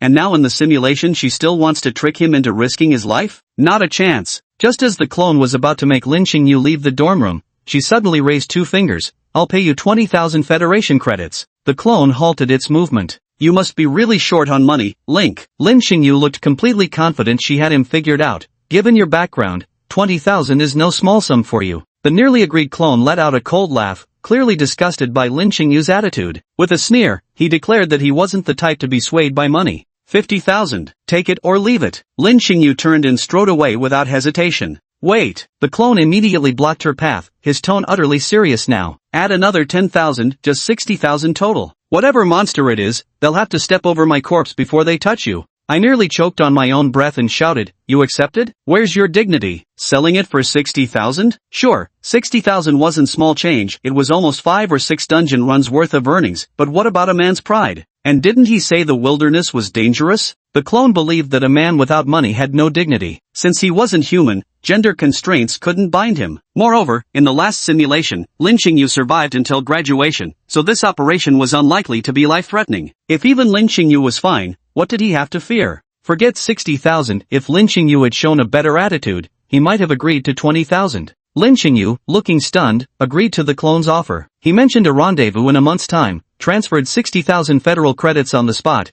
and even pulled out an electronic contract stating that any breach of agreement by the clone would incur triple the penalty in damages. The clone happily signed his name, promising to serve his esteemed customers well. Over the next month, the clone and members of the Crimson Squad successfully conquered 4 dungeons consecutively, including 3 Goblin Tribe raids and 1 brand new level 6 dungeon called Lair of Beasts. As they cleared these dungeons, all squad members advanced to level 7 except for the clone who remained stuck at level 10 due to his severe experience penalty. Just as the clone anticipated, the advantage he could provide the Crimson Squad was diminishing. Against the level 12 final boss in a level 6 dungeon, even with his new equipment and enhanced skills, he could no longer single-handedly hold off the boss to enable his teammates' attacks as he had done with the Goblin dungeon bosses. Fortunately, with Lynching Yu's 60,000 federal credits, although the Avatar's dominance declined, it wasn't too severe. He remained a core member of the Crimson Squad, just unable to tackle dungeons beyond the team's average level like before. In reality, this was the norm for most bronze-tier teams. Previously, challenging a level 5 dungeon at level 4 was just reckless bravery. Typically, bronze-tier teams could only attempt dungeons below their average level, otherwise casualties were likely. When the month ended, Lynching You arrived as promised, bringing 9 members of the Ironblood Society. They were all outstanding freshmen, having awakened at least silver-tier talents, the so-called geniuses. Under the gaze of these geniuses, Lynching You introduced my avatar, saying how I'd harbored ulterior motives toward her since childhood. Hearing she was taking a wilderness assessment, I insisted on protecting her, and no matter how she refused, my avatar wouldn't relent. The Ironblood Society members all looked at the clone in astonishment. They never expected this somewhat renowned figure to willingly become Lynching Yu's flower-protecting knight. The clone didn't understand why Lynching You had lied, but considering she was his financial backer, he didn't expose her. The leader of the Ironblood Society couldn't bear to see him sacrificing for love and warned, "Our team does lack frontline warriors, but you should know the wilderness is dangerous. At our current levels, going there would be extremely risky. We're Ironblood Society members. If we encounter danger, we can send distress signals. The worst that could happen is failing the assessment and not becoming core members. I'm Link." They told me that as an outsider insisting on participating in the assessment, I could only join as Lynching Yu's attendant. The Ironblood Society isn't obligated to ensure my safety. Loot from the wilderness won't belong to me, my experience distribution ratio would be 0, and they even advised me to reconsider, saying my love for Lynching You doesn't necessarily need to be expressed this way. Lynching You quickly cut him off, shooting him a glare, and said she was worried about her safety and insisted on protecting her personally to put her mind at ease. No one could drive her away. She also added that although I was only a lower-ranking professional who had awakened a bronze-level life resistance talent, this ability could boost vitality and mitigate damage, ensuring my own safety while also aiding in the assessment. That's why she agreed to let me accompany her, along with providing assistance to the group. Thanks to Lin Qingyu's explanation, I successfully slipped into the team, filled with elite peers, under the guise of being her protector, heading into the perilous wilderness together. Setting foot in the wilderness again, I had the fleeting illusion of reliving Simulation S1. The tension of danger lurking at every turn, absent for 7 simulated years, had returned. Unlike my state of effortless ease, the elite members of the Iron Blood Society were grave-faced, acting as if facing a formidable enemy. Everyone in this world knows the wilderness is dangerous. Those who spend years in the wild, whether civilian professionals, mercenary groups, or military personnel, rarely live to a peaceful old age. The wilderness near the safe zone chosen by the Iron Blood Society might be considered safe by mercenary groups and the military, but for college freshmen who had just awakened their abilities a month ago, it was nothing short of a brutal hell. Less than 2 hours into the wilderness, the assessment squad had already encountered over a dozen monster attacks. Though these creatures were low-level, averaging only around grades 3 or 4, they struck without warning, several times nearly injuring team members. Reality is nothing like dungeons. In dungeons, as long as your health doesn't empty, there's no real harm. But in reality, injuries don't just deplete your HP, they bring pain, weaken your combat ability, and can even cause permanent disabilities. Healing spells can only close wounds, severed limbs won't regenerate. Although there are ways to regenerate lost limbs, the cost is exorbitant, far beyond what ordinary adventurers can afford. Disabilities also impair combat effectiveness, potentially leading to abandonment by one's team. No one wants to get injured in the wilderness, so everyone treads carefully. Lin Qingyu clung tightly to my back, using me as a reliable shield. Fortunately, the examination squad was composed of elites who could swiftly counterattack any monsters. Aside from blocking a few beasts that charged too close, I faced little pressure. This lasted until we neared the assessment target, a den occupied by level 5 kobolds. When I asked Lin Qingyu if this was indeed the objective and received confirmation, I couldn't help but sigh inwardly. Truly worthy of the Iron Blood Guild, their entrance exam was actually clearing wild monster dens, a notoriously difficult task. Whoever designed this test must really have it out for newcomers. Wilderness monster lairs are gathering points for monsters. If left uncleared, the creatures inside will grow stronger, attract higher-level monsters, encroach on human living space, and even attack human cities. War bands and armies venture into the wild precisely to clear out these gathering spots. Though this kobold lair has just formed with a maximum monster level of 8, it might contain tens of thousands of creatures inside. Sending rookies to clear it out is madness. Even if they're all elites with silver tier talents or above, they're still fresh recruits. Only after entering the lair did I realize the danger. By then it was too late to flee. I jabbed Lin Qingyu's back urgently and whispered that this job was too risky, we needed hazard pay. Lin Qingyu said there was no money left, so I bluntly stated, no extra pay, no effort, and no guarantees for her safety. She glared at me in disbelief, gritting her teeth before grudgingly offering an additional 10,000. I demanded at least 20,000 more, which sent her into a rage. Just then, a horde of kobolds surged from their lair, forcing her to yield instantly as she pushed me to charge ahead. Only then did I happily rush forward. My real self couldn't help but mock the simulated version of me, though the clone offered no response. The brutal raid began. The moment we entered the lair, countless kobolds charged at us like madmen, plunging both me and the assessment squad into a desperate struggle. Fortunately, as a level 10 first-tier warrior with the bronze-grade skill bully, I had near immunity to damage against these level 5 kobolds. Their claws might tear my flesh, but they couldn't inflict any irreparable wounds. I have no physiological feelings and don't fear pain. Flesh wounds mean nothing to me. While those with greater innate abilities kept retreating due to pain, this unaffiliated outsider became the vanguard shield for the assessment team. Seeing this, the captain immediately ordered the team to use me as the frontline anchor. The formidable firepower of the silver and gold tier gifted professionals, after momentary chaos, erupted again under the captain's command and my assistance. Bronze-level skills rained down around me, instantly wiping out swaths of level 5 kobolds, greatly relieving my pressure. Then, my clone led the assessment team members forward while fighting, eventually establishing a defensive position before a narrow passage. Unlike network games with overlapping models, kobolds lack terrain-destroying abilities. By leveraging the terrain advantage, we could severely limit the kobolds' numerical superiority. Even with thousands of troops, they could only enter one by one. Thus my clone achieved the legendary feat of one warrior guarding the pass against 10,000. With this terrain advantage, what was once a precarious situation immediately became manageable. The now composed assessment team reverted to their trained combat techniques from school, fighting in rotating teams of 3 while others recovered. These mere level 5 common monsters couldn't even get close to these elite professionals, all at least level 7, decked out in nearly complete sets of bronze, silver, and even some gold tier equipment, who'd even learned bronze tier skills ahead of schedule. Even Lin Qingyu, the gold digger bitch in my clone's eyes, demonstrated the strength befitting a gold tier talent holder. As the owner of the mana fountain talent, she not only possessed 5 times the mana pool of ordinary professionals, but also boasted 5-fold recovery speed. Combined with equipment that accelerated mana regeneration, she could spam low-level spells indefinitely. By this point, my clone had been swapped out. With the situation stabilized, the monster swarm's assault no longer posed a threat to the examination team. Instead, it became a feast for harvesting experience. Although the 2-level suppression penalty reduced their gained experience to just 25% of base value, the sheer number of kobolds made up for it. Each kobold gave 2 experience points per person, and with hundreds of them, it was enough to level up once. Naturally, they didn't want my clone sharing in this experience banquet. My clone didn't say much more. The world was never fair to begin with. A bronze-grade talent ultimately only qualified one to be cannon fodder,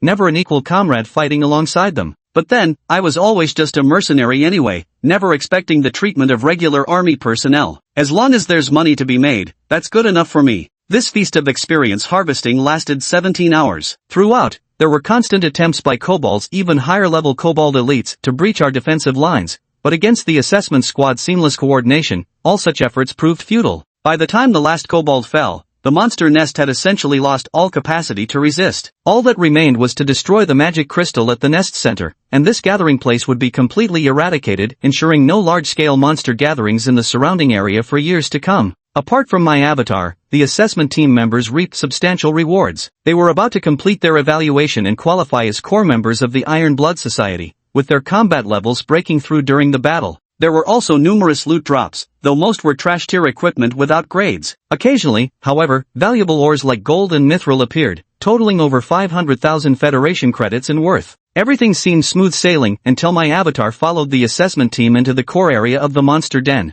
I couldn't shake the feeling that things weren't as simple as they appeared. If monster dens were this easy to destroy, what would be the purpose of battle regiments? Any civilian hunter team could sweep them clean. With unease weighing on my heart, I suddenly fell a few steps behind the examination team. Though I'd taken Lin Qingyu's money, I had no sense of contractual obligation. When real danger appeared, I'd be the first to flee. Yet the team, immersed in their joy of harvest, noticed nothing amiss. Believing the nest monsters had been cleared out, they dismissed the few stragglers as insignificant threats. But pride comes before a fall. As the team ventured into the core area, nearing the location of the magic crystal, a draconic kobold sorcerer named Dranel, a terrifying level 10 named boss, emerged from the shadows. Wilderness bosses have no strategies, everything remains unknown. In almost the first exchange, the assessment team suffered heavy casualties. 2 frontline members were hit by the dragon's breath spell, writhing in agony on the ground. With no frontline to block, Draeniel charged at the remaining members, 2 frontline fighters, a scout, and a swordsman, all falling with barely a touch as he closed in on the backline professionals. The backline professionals barely managed to unleash a single attack, but it was like tickling Draeniel. He surged into their ranks, continuously casting the dragon's breath spell, filling the mine with the tortured screams of the assessment members. There was simply no way to mount a counterattack. My clone, lagging a few steps behind and thus spared, almost instinctively turned and ran. But after only a few steps, I halted and spun around, charging back toward Draeniel. Not out of any sudden selfless heroism, but because I remembered seeing Lin Qingyu, now level 15, snuggled in some man's arms after being forced to drop out in the last simulation. She survived until level 15 in the first simulation. There's no reason she should die during the assessment this time. Moreover, this was merely an internal assessment for student organizations. Zhong Heng, the leader of the Iron Blood Society and the top-ranked prodigy on the heavenly leaderboard, was still just a student at the end of the day. He wouldn't dare gamble with so many alumni lives, let alone potential recruits with silver or even gold-tier talents for the warband. This doesn't make sense, it's all just an illusion. No matter how terrifying Doranir is, the assessment members won't be in life-threatening danger. If I run away now, Lin Qingyu will demand triple the penalty fee from me when we return. 80,000 times 3 is 240,000, that would be the death of me. With these thoughts in mind, I immediately charged fearlessly toward Doranil, shouting loudly for the assessment team members to overcome their fear and resist bravely. Chapter 14 4 Years of University. My clone bet correctly. At that moment, my clone was desperately grappling with Doralinor at full strength, its health points plummeting wildly under its attacks, on the verge of collapsing. Just then, several powerful attacks suddenly shot out from the corridor behind the clone, striking the named boss Doralinor with tremendous force. Previously, no matter what attacks Dorner sustained, they felt like mere scratches. But under the assault of these skills, it instantly let out a miserable howl, its massive body being driven back step by the impact until it slammed into the stone wall of the mine tunnel and came to a halt. Next, several figures emerged slowly from the mine tunnel. There were fully armored warriors, scouts lurking in the shadows, and priests clad in holy vestments. But the most striking of all was a mage wielding a rosewood staff, his hair dancing like flames in the air. Zhong Heng. My clone recognized this renowned figure from Manhwa University at a glance. As the possessor of the stellar tier talent Flame Lord, he could ignore any enemy's magic defense and fire resistance when casting fire spells. He could also designate 3 innate fire-based spells, boosting their power by 1000% and reducing their cooldown by 50%. He was practically an inhuman monster. By his side were undoubtedly Zhong Heng's powerful comrades in arms who had fought alongside him since the Rebirth era. Without exception, they all possessed Earth tier or even Sky tier talents, with the lowest level members being Gold tier professionals who had completed 3 job advancements. During the first simulation, these few individuals formed the absolute core of the Iron Blood Warband. Under their leadership, even the formidable Wildland Lord couldn't withstand 3 minutes of siege before being slain. Although Doraliner was a level 10 named boss, 5 levels higher than the level 5 lord defeated by the Iron Blood Warband in the previous simulation, Zhong Heng and his teammates at this time were far from reaching their future heights as Warband commander and core members. Yet the disparity between a lord and a named boss was equally massive, placing them on entirely different levels. Under the flame magic empowered by the Flame Lord's tenfold potency, Doranier stood almost no chance of resistance. Within minutes, the same Doranier who had single-handedly wiped out the entire examination squad earlier was now dead, even dropping 2 items that looked extremely familiar to my avatar, both gleaming with pure white light. Pretty good luck to get 2 star-grade equipment drops. Too bad they're low-level though, I'll save these for rewarding newcomers later, I heard the warrior who slew Doranier remark before pocketing the 2 radiant white items. Only then did Zhong Heng turn his attention to my battered avatar. With a glance from him, the saintly robed priest immediately cast a powerful healing spell on my avatar. Just one skill completely restored all the damage previously sustained. My avatar also received a reward, a reverse scale dropped by Doranier, an earth-grade quality item no less. This could serve as material for second advancement into a silver tier warrior later, with a market value exceeding 50,000 Federation credits. Yet compared to the worth of star-grade equipment, this compensation was merely a drop in the ocean. My clone didn't attempt to bargain, because he understood that the weak had no right to negotiate with the strong. Forget Zhong Heng, even the members of the Iron Blood Society's assessment team, now writhing and moaning on the ground, belonged to a social stratum far beyond his reach. Most importantly, the clone had already received 80,000 from Lin Qingyu as payment. This Dragneel scale was purely an unexpected windfall. With self-awareness, the clone swiftly stashed the scale in his backpack. Once Lin Qingyu recovered, he reminded her not to forget the final payment when they returned. To his surprise, the notoriously unreasonable Lin Qingyu he remembered showed no intention of reneging. Though her tone and attitude remained as abrasive as ever, she didn't deny owing the clone 20,000 Federation credits. After this near-death experience, Lin Qingyu seemed to have undergone some subtle change. What kind of change could that bitch possibly make? I scoffed, completely indifferent. What transformation could a gold-digging tea girl who only accepts gifts without offering anything of real value in return possibly undergo? Could she change from green tea to black tea? Fortunately, my clone didn't care about Lin Qingyu's transformation either. To the clone, as long as Lin Qingyu kept her promise to pay up, it made no difference what kind of person she would become in the future. That had nothing to do with him. By the second month after the simulation began, the average level of Crimson Squad, where my clone was stationed, finally broke through to level 8. We began challenging the level 7 campus dungeon, Resting Graveyard. By the 4th month after the simulation started, despite the terrifying XP penalty, my clone finally broke through to level 11. The members of Crimson Squad also successively reached level 9, and the level 7 campus dungeon, Resting Graveyard, could no longer meet the rating needs of either me or the squad. We began preparing to challenge the level 8 dungeon, Wandering Night Town, but before we officially took it on, something profoundly significant for my avatar happened. With the passage of time, my avatar finally completed their first semester at Manhwa University. Unlike being expelled by the dean in my past life, despite only awakening a bronze tier talent in this simulation, my avatar's grades stood out prominently among the ordinary students. Furthermore, even my avatar's Crimson Squad ranked among the top teams of their ordinary peers. Thus, instead of being expelled this time, my avatar received a 10,000 Federation credit scholarship. The news spread back to the village, filling all my fellow villagers with pride for me. Reading this, I couldn't help but sigh. It turns out my villagers' contentment was so simple. Thankfully, I had activated the system panel and gained the potential to change my fate. Otherwise, I truly wouldn't have known how to face those fellow villagers who had crowdfunded my university education. At the same time, I also came to understand the gap between bronze tier awakened professionals and those with golden tier talents. The Crimson Squad was already considered fairly elite among bronze tier teams, yet after an entire semester, their average level had barely reached level 9. Yet, Lin Xingyu, possessing golden tier talent, had already soared to level 15, a full 6-level gap. In practice, catching up might take more than 2 semesters. Because advancing to higher levels becomes increasingly difficult, what appears to be just a 6-level gap actually represents several times the experience difference. The fact that my clone only managed to level up once in an entire semester is proof of this. From this perspective, it's understandable why professional circles place such extreme emphasis on innate talent.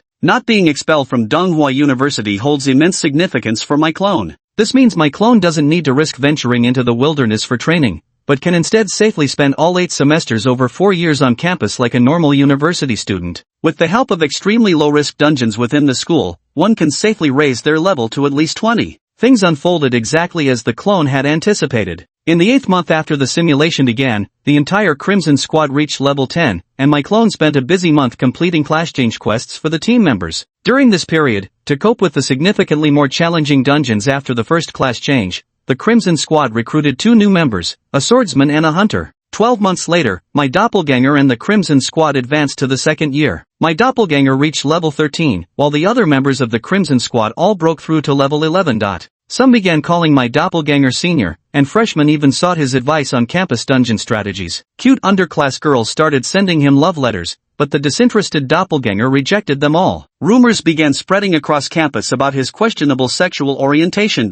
2 years later, my now 3rd-year doppelganger reached level 16, while the average level of Crimson Squad members had broken through to 15. As levels rose, my doppelganger's role in the team became less crucial than before. My premonition came true. Teammates with parental support had more financial flexibility, allowing them to equip lavish gear and skills, even using temporary combat-boosting consumables. In contrast, my clone has relied almost entirely on loot distribution to improve himself, still unable to assemble a full set of level 10 plus bronze tier equipment, let alone afford pricey potions and disposable items during critical moments. Some teammates began complaining about my clone's unwillingness to invest in himself. They couldn't comprehend why a top graduate from Donghua University would live so frugally. What's the point of having first-rate bronze-tier tank talents if you refuse to use potions, enchantments, or disposable items as a frontline fighter? All things considered, his actual performance might be worse than someone with ordinary bronze-tier talents. To put it plainly, the current clone could no longer shoulder the bulk of the boss's aggro single-handedly as it once did. If this continued, they'd have to recruit another frontline player to stabilize the team composition, both for efficiency and safety during raids.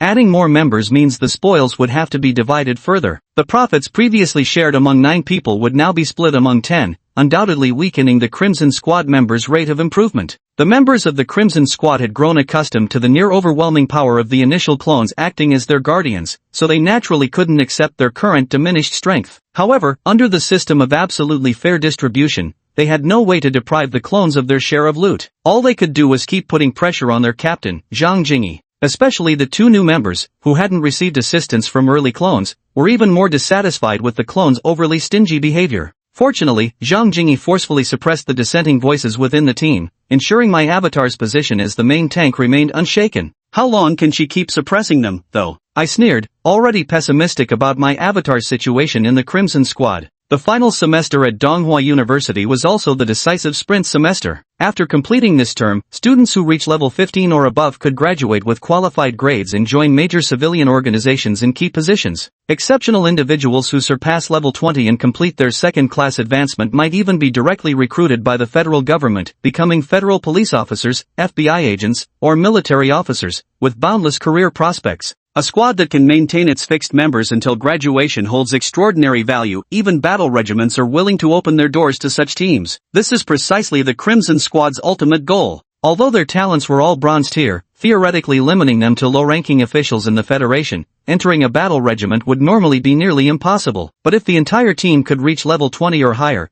their cohesive strength as a unit could attract a regiment's attention. They could then become an independent squad under a regiment's command, wielding authority and status far surpassing that of the grassroots government. This goal wasn't unattainable. By the end of their 7th semester, the Crimson Squad's average level had astonishingly reached 19. This was because during that semester, they no longer confined themselves to dungeon raids, they also began training in the wilderness areas cleared by the regiments. Although the spoils from wilderness battles sometimes couldn't even cover the cost of consumed potions and equipment, the experience gained was undeniable. This was why the Crimson Squad stood out among ordinary teams. According to squad leader Zhang Jingyi, a wargroup commander had already contacted her. As long as the Crimson Squad all completed their second promotions in the final semester, they could become an independent unit under the wargroup. The temptation was simply too great. Joining the wargroup as an independent unit couldn't compare to becoming core members in terms of prestige, but at least they'd be directly affiliated, with status far surpassing local factions. The rewards from pioneering behind the wargroup would also be leagues beyond ordinary gains. To achieve this goal, the entire Crimson Squad worked with unstoppable drive in their final semester, and my clone was no exception. Soon, thanks to the Crimson Squad's efforts, reaching the originally projected level 20, estimated to take 3 months, was accomplished a full 20 days early, in just 70. The extra 20 days gave the Crimson Squad members more ample time to prepare for their class transition, and my clone was particularly excited. With Dranel's reverse scale in his possession, he lacked no silver tier boss materials needed for the transition. As long as the squad members helped him complete the transition trial, he could become a silver tier professional and elite status even in human society. As for the longer path ahead, the clone didn't ponder much. He knew even if he drifted with the current and became an independent squad under the wargroup, his future wouldn't be too bleak. With his bronze tier talent, he might even reach the realm of a gold tier warrior. Sadly, expectations are sweet, but reality is harsh. When my clone submitted his transition materials at the school's awakening orb, applying for a transition task that required slaying any boss above level 20, I requested the squad's help to complete this trial. Captain Zhang Jingyi fell silent for a moment before delivering news that hit me like a bolt from the blue. It turned out that after a proposal from the vast majority of Crimson team members, they'd decided to kick me out of the squad and accept a new member, Zhou Hao. Zhou Hao possessed the silver tier talent Fortitude and was a level 21 silver knight. He had previously served as the main tank for a silver tier squad but went solo during his third year after internal conflicts with teammates, subsequently hopping between various squads. Although the Fortitude talent wasn't particularly outstanding among silver tier abilities, as a scarce frontline knight, Zhou Hao remained a hot commodity fiercely contested by major silver tier teams. Normally, even if he wanted to choose a team, it wouldn't be a bronze level squad like Crimson Squad, but times had changed. First, Zhou Hao's departure from his former silver level squad had been fraught with discord, leaving him at odds with his teammates. Many silver level squads hesitated to recruit him, unable to offer him satisfactory terms. Second, Crimson Squad had already secured the entry permit for an independent team under the warband, though still bronze level.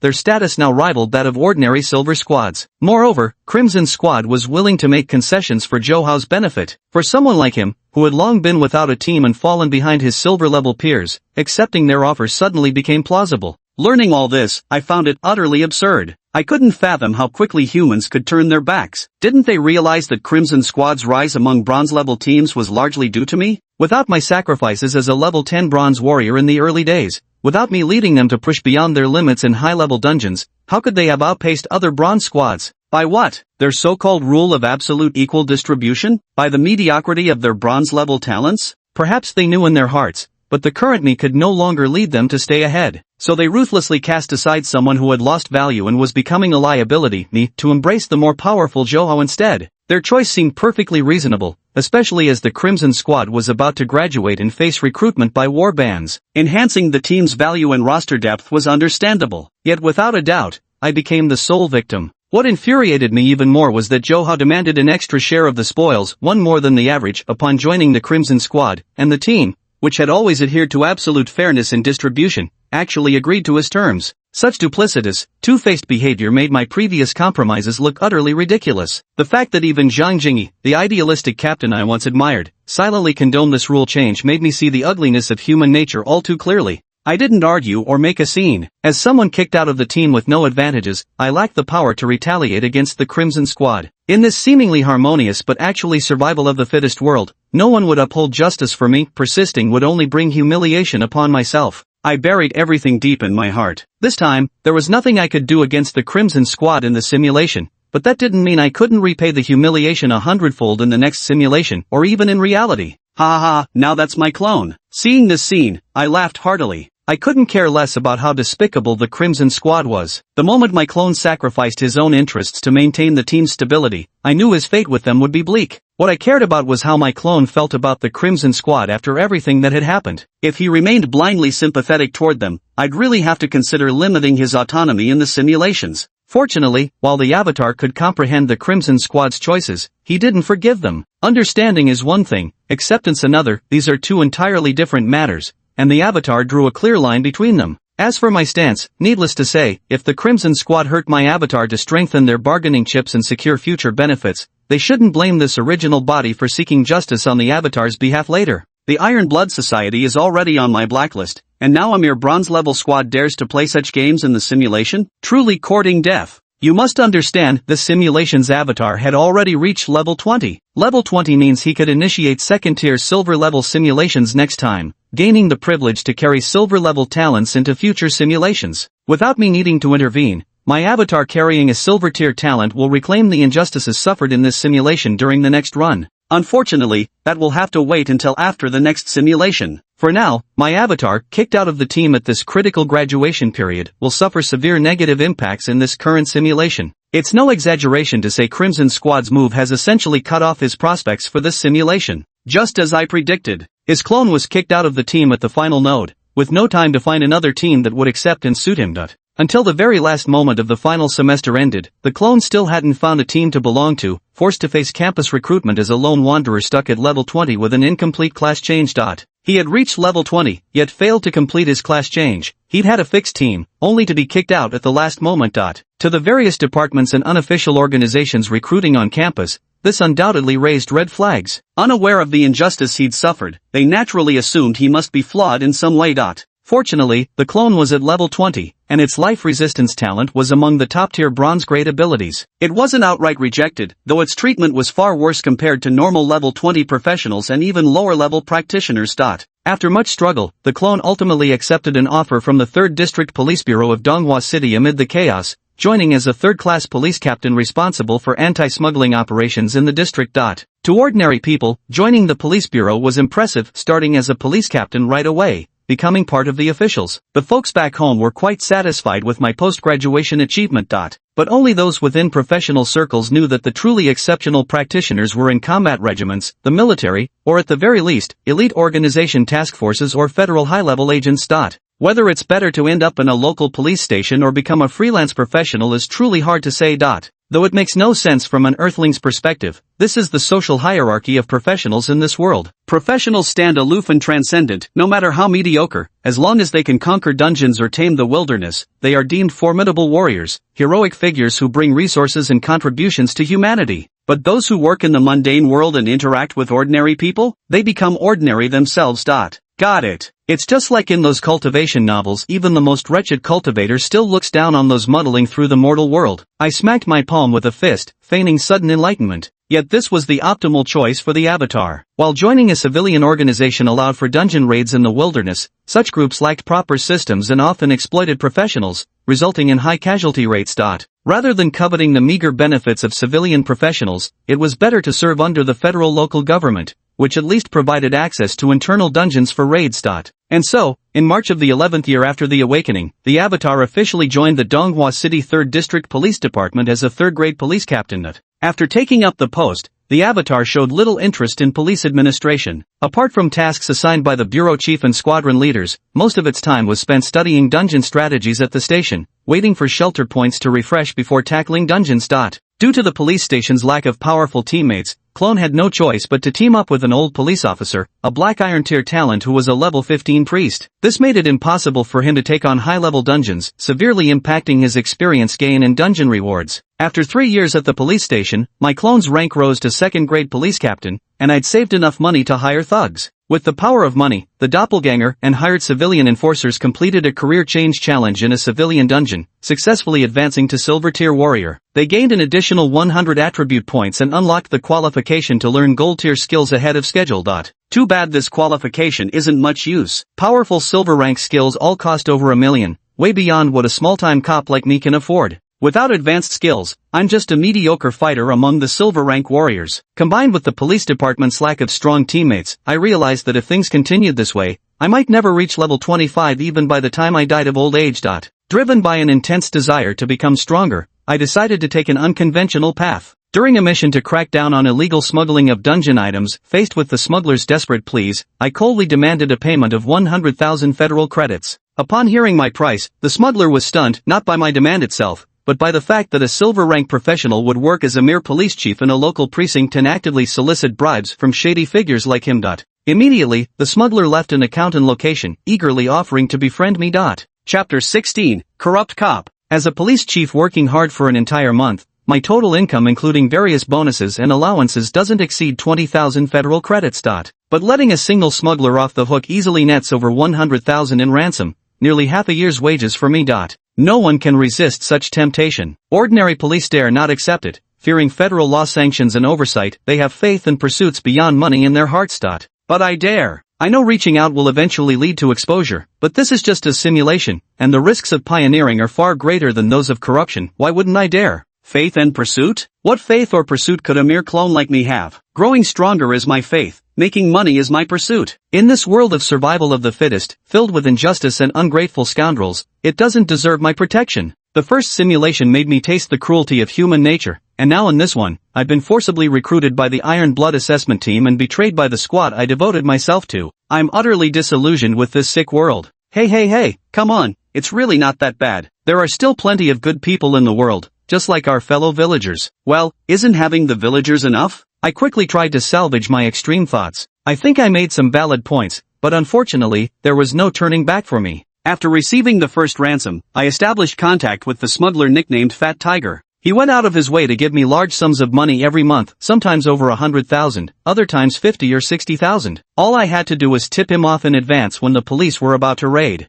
Under my protection, Pang Hu's smuggling business expanded rapidly. He established a gang called the Nightingale, recruiting over a dozen first-turn civilian professionals under his command. Nearly half of the dungeon item smuggling business in District 3 of Donghua City was seized by him and the Nightingale. My clone's relationship with Pang Hu grew increasingly inseparable. However, my clone didn't mind, especially since as their bond strengthened, Pang Hu's tributes became more generous, now bringing in a monthly income of 300,000 Federation credits. Thanks to Pang Hu's offerings, within just half a year, I was able to purchase the coveted silver-grade skill book Silver Aura. This skill allows warriors to convert stamina into energy, either coating themselves to mitigate damage or unleashing it as an AoE attack. It's hailed as the strongest silver-grade skill for the warrior class. With it, my clone truly became a silver-grade warrior. On the day he obtained Silver Battle Aura, his avatar ventured alone into the level 15 police station dungeon, Rampage City. Empowered by the formidable Silver Battle Aura, he bulldozed through every obstacle, effortlessly defeating the first dungeon boss that would typically take him 1 or 2 days to barely conquer. After a fierce battle, he successfully took down the second dungeon boss as well. It wasn't until he encountered the level 23rd dungeon boss that he met his match, forced to withdraw under the relentless assault. This dungeon run pushed his avatar's level beyond 21 and rewarded him with dungeon items worth 80,000 federal credits. Unfortunately, since the police station dungeon's rewards belonged to the station,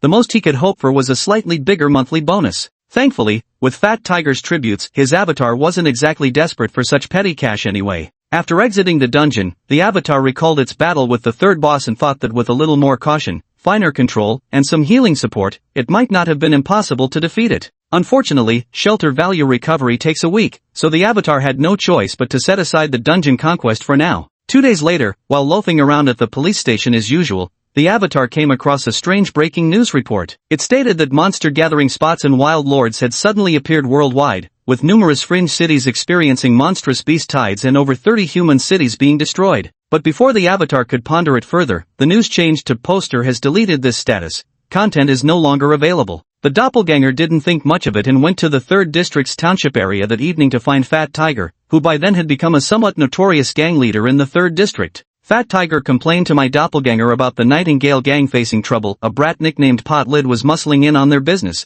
and the 2 professionals he'd sent to deal with it had gone missing. The doppelganger had no interest in getting involved in gang disputes and only warned Fat Tiger to be careful, saying he'd find a way to use the police force to take down that kid. After collecting a generous tribute, the doppelganger left. On his way back to the police station, a group of masked hoodlums surrounded him. A boy around 16 or 17 years old, standing a little over 1.6 meters tall with short hair, walked out and asked, "So you're the dirty cop behind Fat Tiger, right?" My doppelganger reacted immediately, countering, "So you're the guy Fat Tiger calls Lid, huh?" Lid smirked and said, "Good, looks like I got the right person. This is gang business. A cop like you is too dangerous, I'm gonna finish you off right here." My doppelganger eyed the surrounding ordinary thugs, none of whom were even professionals, curling his lips in mockery. At Lid's command, the hoodlums whipped out blades and charged at my doppelganger. Then I saw the notification that my clone had died, with the time of death being February 1st, year 19 of the Awakening calendar. I was completely dumbfounded, my brain didn't process it at first. It wasn't until the system settlement message lit up that I realized my clone had kicked the bucket. The system notified me that this simulation had ended, and I could retain one of the following rewards for my clone. 1. Life resistance, bronze tier talent. 2. My clone's level 21 attributes.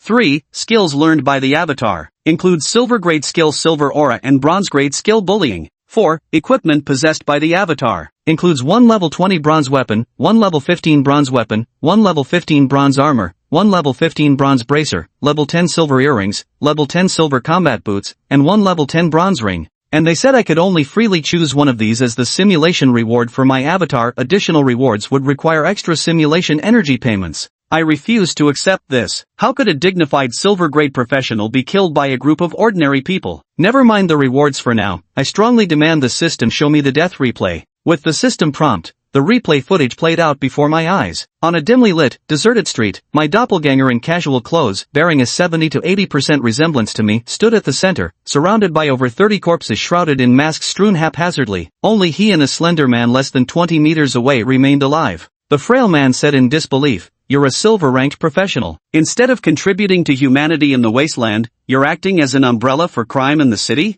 Is this how you repay the Federation and mankind?" My doppelganger shook his head, preparing to strike, utterly indifferent to this guilt-tripping rhetoric. Yet, just as my doppelganger was about to make his move, a pitch-black shadow abruptly emerged from the frail man's shadow, transforming in an instant into a massive, winged monster with fanged features. The system labeled it, Mapith, level 19. The clone was filled with confusion, unable to comprehend how a named boss could appear in the city or how the scrawny man could summon it. Knowing he was no match for a level 19 named boss, his only chance of survival was to kill the summoner. Alas, his efforts ultimately fell short as Mappus pierced his heart with a black-purple spear, pinning him lifeless to the ground. The playback ended abruptly. The clone's misfortune had struck too suddenly. Who could have imagined an insignificant nobody could summon a level 19 named boss? Under such circumstances, the clone's demise was inevitable. What intrigues me is how he summoned and controlled the boss, and how the boss could appear undisturbed within a human city at all. I know human cities are protected by defensive fields that serve two purposes: preventing monsters from spawning within the city and dealing massive continuous damage to wilderness monsters that breach the perimeter. Typically, invading wild monsters would require an army numbering in the millions, using sheer numbers to wear down the field's power before breaking through. But in the simulation, Manhwa City hasn't faced such a monster army. The defensive field remains intact. So how did someone summon a named boss inside the city? Why didn't the defensive field attack this boss?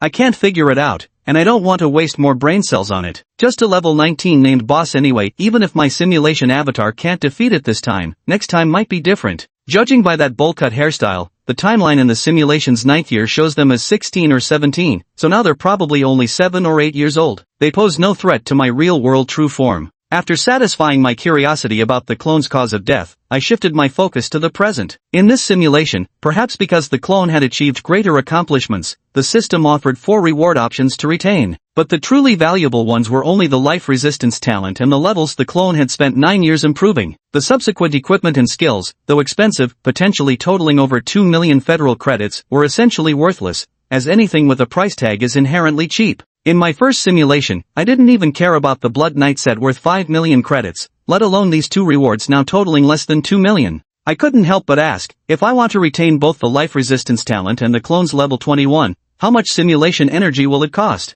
Chapter 18 Silver Warrior. Ding! The simulation energy consumed to retain additional simulation rewards depends on the simulation energy consumed in this session, and doubles for each additional reward retained. For example, if this simulation consumed a total of 100 simulation energy points, retaining one additional reward would only require paying equivalent to the total cost of this simulation, which is 100 simulation energy points. If retaining 2 additional rewards, the simulation energy required for the second additional reward would be doubled to 200 points. By the same logic, the third reward requires 400 simulation points. The fourth reward will cost 800 simulation points. My eyes lit up as I thought, so if I spend an extra 100 plus 200 plus 400 plus 800 for a total of 1,500 points, I can claim all the rewards from this simulation? If it only takes 1,500 simulation points to claim all the rewards, going all in seems like the most profitable approach. After all, the system's buyback rate for dungeon items is just 1 simulation point for dungeon gear worth 50 Federation credits in reality. 1,500 simulation points only equals roughly 75,000 Federation credits worth of dungeon items. Trading those for equipment and skills valued at 2 million Federation credits means I could resell them for 40,000 simulation points, a nearly 30-fold profit.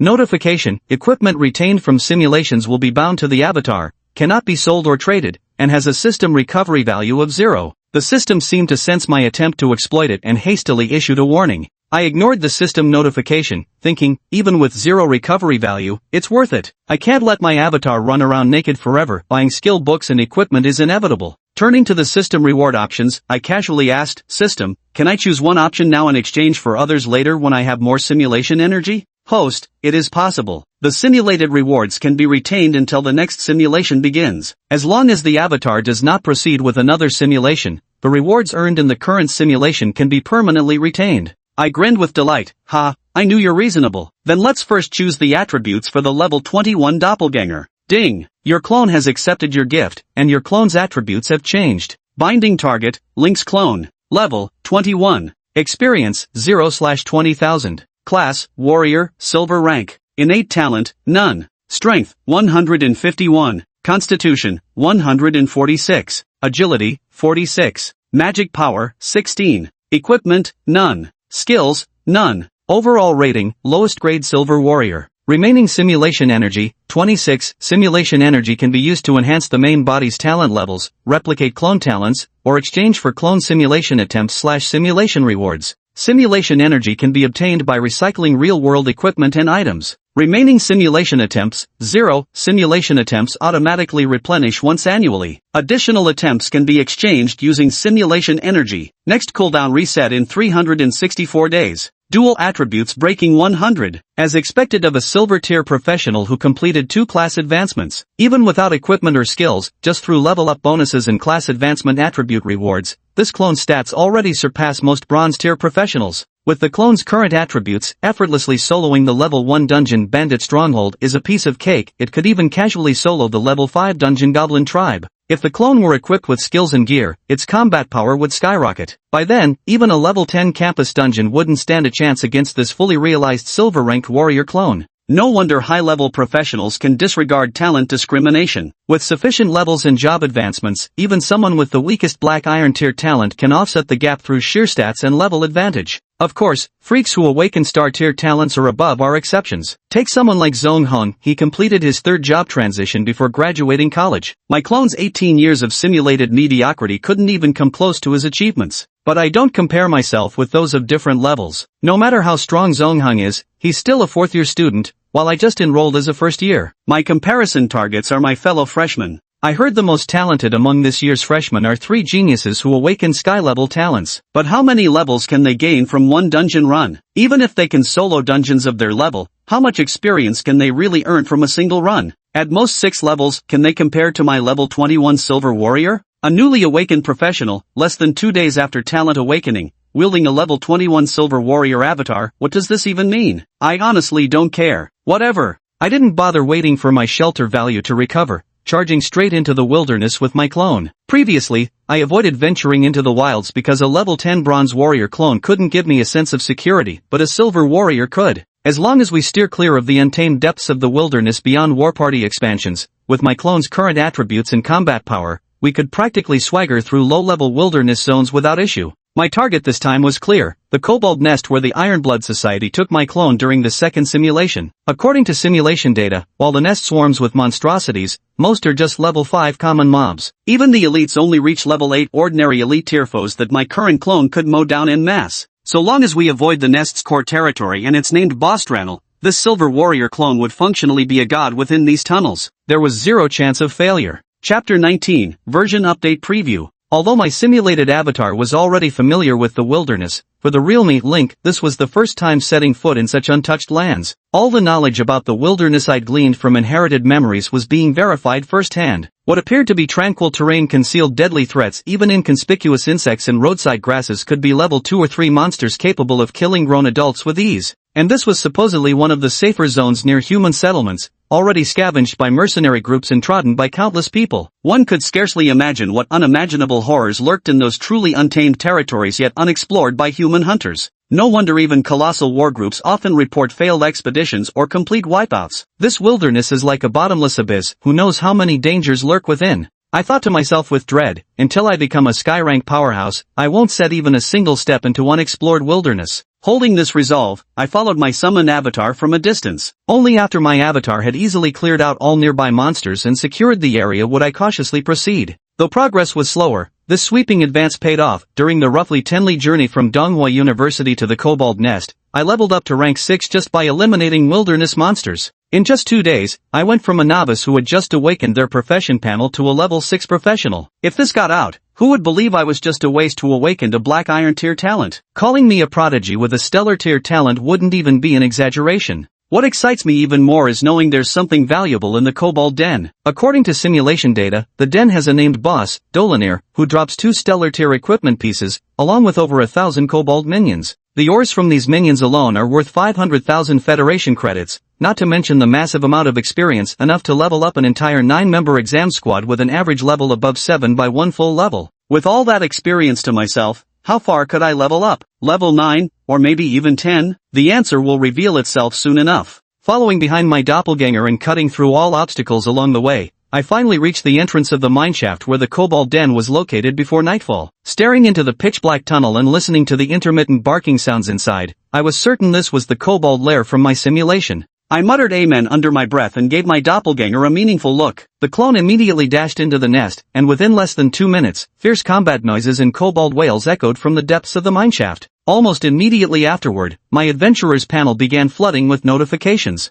Ding! Your doppelganger has slain a level 5 kobold minion and allocated all experience to you. Due to being 1 level higher than the kobold minion, you suffer a 50% experience penalty for this encounter. You gained 50 experience points. Ding! Your clone killed 11 level 5 monster kobold minions. You gained 550 experience points. Ding! Your level has increased to 7. Ding! Your avatar has slain 25 level 5 minion kobolds. Since your level exceeds the kobold minions by 2 levels, you will suffer a 75% experience penalty for this encounter. You have gained 750 experience points. Your avatar has slain 2 level 8 kobold warriors. Because your level is 1 lower than the kobold warrior, you gain an additional 50% experience from this encounter. You have gained 240 experience points. Your level has increased to 9. Ding! Your doppelganger has killed. Ding! You've acquired. Ding! Ding! Ding! Your level has increased to 10. Now, you can use the Awakening Orb once more for a class change, granting you brand new powers. Beep, detected host approaching biological limits. The system will undergo a version update after the host completes class advancement. Please review the update details independently. Only when a red notification flashed did I snap out of the euphoria of level skyrocketing, startled to find the simulation system had somehow squeezed open the class panel without warning. You think my leveling up is any of your business? I roared. Who asked you to butt in? I'm perfectly satisfied with your current functions, no updates needed. 5-star rating granted, now scram. Host is advised to review update contents. P.S. System updates exist solely to serve you better. You may place absolute trust in the system's sincerity. I trust you way too much. I forced out a smile uglier than crying. Following the tropes of web novels, a system update basically means they're about to nerf my cheat abilities, calling it an upgrade when they're really just afraid I'll game the system too hard. I'm just a tool taking care of clones. Already this miserable, how come I still can't dodge this nerf? If they nerf me too hard, screw career advancement for life. My main body can stay weak forever, I'll live off my clones till I die. I quickly checked the simulation system's update information, and in less than 10 seconds, my expression instantly did a complete 180-degree turn. The update contents were as follows. 1. Unlock the upgrade permission for the doppelganger talent to bronze tier. After the main body completes the job change, the host only needs to spend 10,000 simulation energy points to elevate the doppelganger talent to bronze tier. After upgrading the clone talent to bronze tier, the following effects will be obtained. 1. The host can summon a second avatar, and this second avatar remains bound to this system, capable of conducting simulations. 2. Bronze level simulations will be changed to free simulations, with no additional simulation fees charged. 2. Open the clone resurrection feature. After the main body completes its job change, if the clone unfortunately dies in the real world, the host can pay a certain amount of simulation points to resurrect the clone. 1. This feature cannot be used in simulations. 2. After revival, the clone will inherit all talents, attributes, levels, and skills possessed before death, but cannot inherit external possessions such as equipment. 3. The number of simulation points required to revive a duplicate depends on its comprehensive rating. The higher the duplicate's comprehensive rating, the more simulation points are needed for its revival. I discovered this feature has a 15-day cooldown period, and there's no way to reduce it. I immediately shouted, "Quick, help me up. Forget grinding with these mutts, let's go change classes right now, immediately. And grab the loot, that's money, and money's not something to turn your nose up at. I'll wait by the entrance, so hurry, and bring all the loot out to me." I squatted at the entrance of the kobold den, fully aware there was a named boss inside. No matter what, I refused to go in, I just kept yelling at my clone inside the cave. That evening, I arrived at the Academic Affairs Office of Qinglong College at Donghua University. Instructor Zhang Nanfeng glanced up at me, lazily shaking his mouse to wake the computer screen before casually asking, "What's your student ID number?" I replied, 0587, link. He repeated my information while entering the ID into the system search. He'd handled this task countless times, with over 8,000 students at Azure Dragon Academy. Even matters like job transfers had to be processed dozens of times daily. Someone showed up in the middle of the night to apply for a job change quest. Though he found it annoying, he could understand the thrill of a career seeker. The process wasn't troublesome, just input the student ID to access their records, then grant them Awakening Chamber permissions so they could receive the quest via an Awakening Orb. He found the job tedious and even regretted not returning to his hometown to till the land. He lazily skimmed through the information, reciting formulaic content, Cadet ID 0587, First Year Awakener link from Azure Dragon Academy, identity confirmed. Are you a first year? He snapped out of his daze, looking both shocked and irritated as he demanded, "What's a first year doing here in the middle of the night trying to pick up a class change quest?" The freshman awakening ceremony had only concluded 2 days prior. Showing up now to accept a quest made him think I was pulling his leg. I countered, "Is there any rule saying first years can't take class change quests?" His nostrils flared in anger. "Don't you know you need to be level 10 to accept class change quests? You just awakened less than 2 days ago, how could you possibly be level 10 already?" Tilting my chin up, I replied, "Sorry, that's private information I'd rather not disclose. Now that the verification's done, I'll go claim my quest." If it weren't for the fact that awakening stones were federal strategic resources, making it nearly impossible to find alternative ways to access the awakening orb, I wouldn't bother wasting time arguing here. I finished speaking and strode decisively toward the awakening chamber without looking back. Instructor Zhang Nanfeng stood dumbfounded, unable to muster words to stop me. In all his years as an instructor, this was the first time a student had spoken to him like this. While he was still fuming in indignation, I stepped into the awakening chamber and had already established a connection with the mysterious power within the awakening orb. The system notification chimed, "Ding, level check passed. You have met the job transition requirements. Please select your advancement path." 10 major professions were displayed: warrior, swordsman, knight, and others. Strictly speaking, true professional distinction only comes after completing the first job transition. Those who haven't transitioned yet but call themselves knights or mages are merely expressing their developmental aspirations and positioning, they don't count as true professionals. Only after completing the job transition, gaining extra attributes and qualification to learn exclusive skill tomes, can one be considered a true professional. These 10 major professions each have their own focus, but none hold clear superiority in strength. With compatible talents and sufficient levels, any of them can wield formidable power.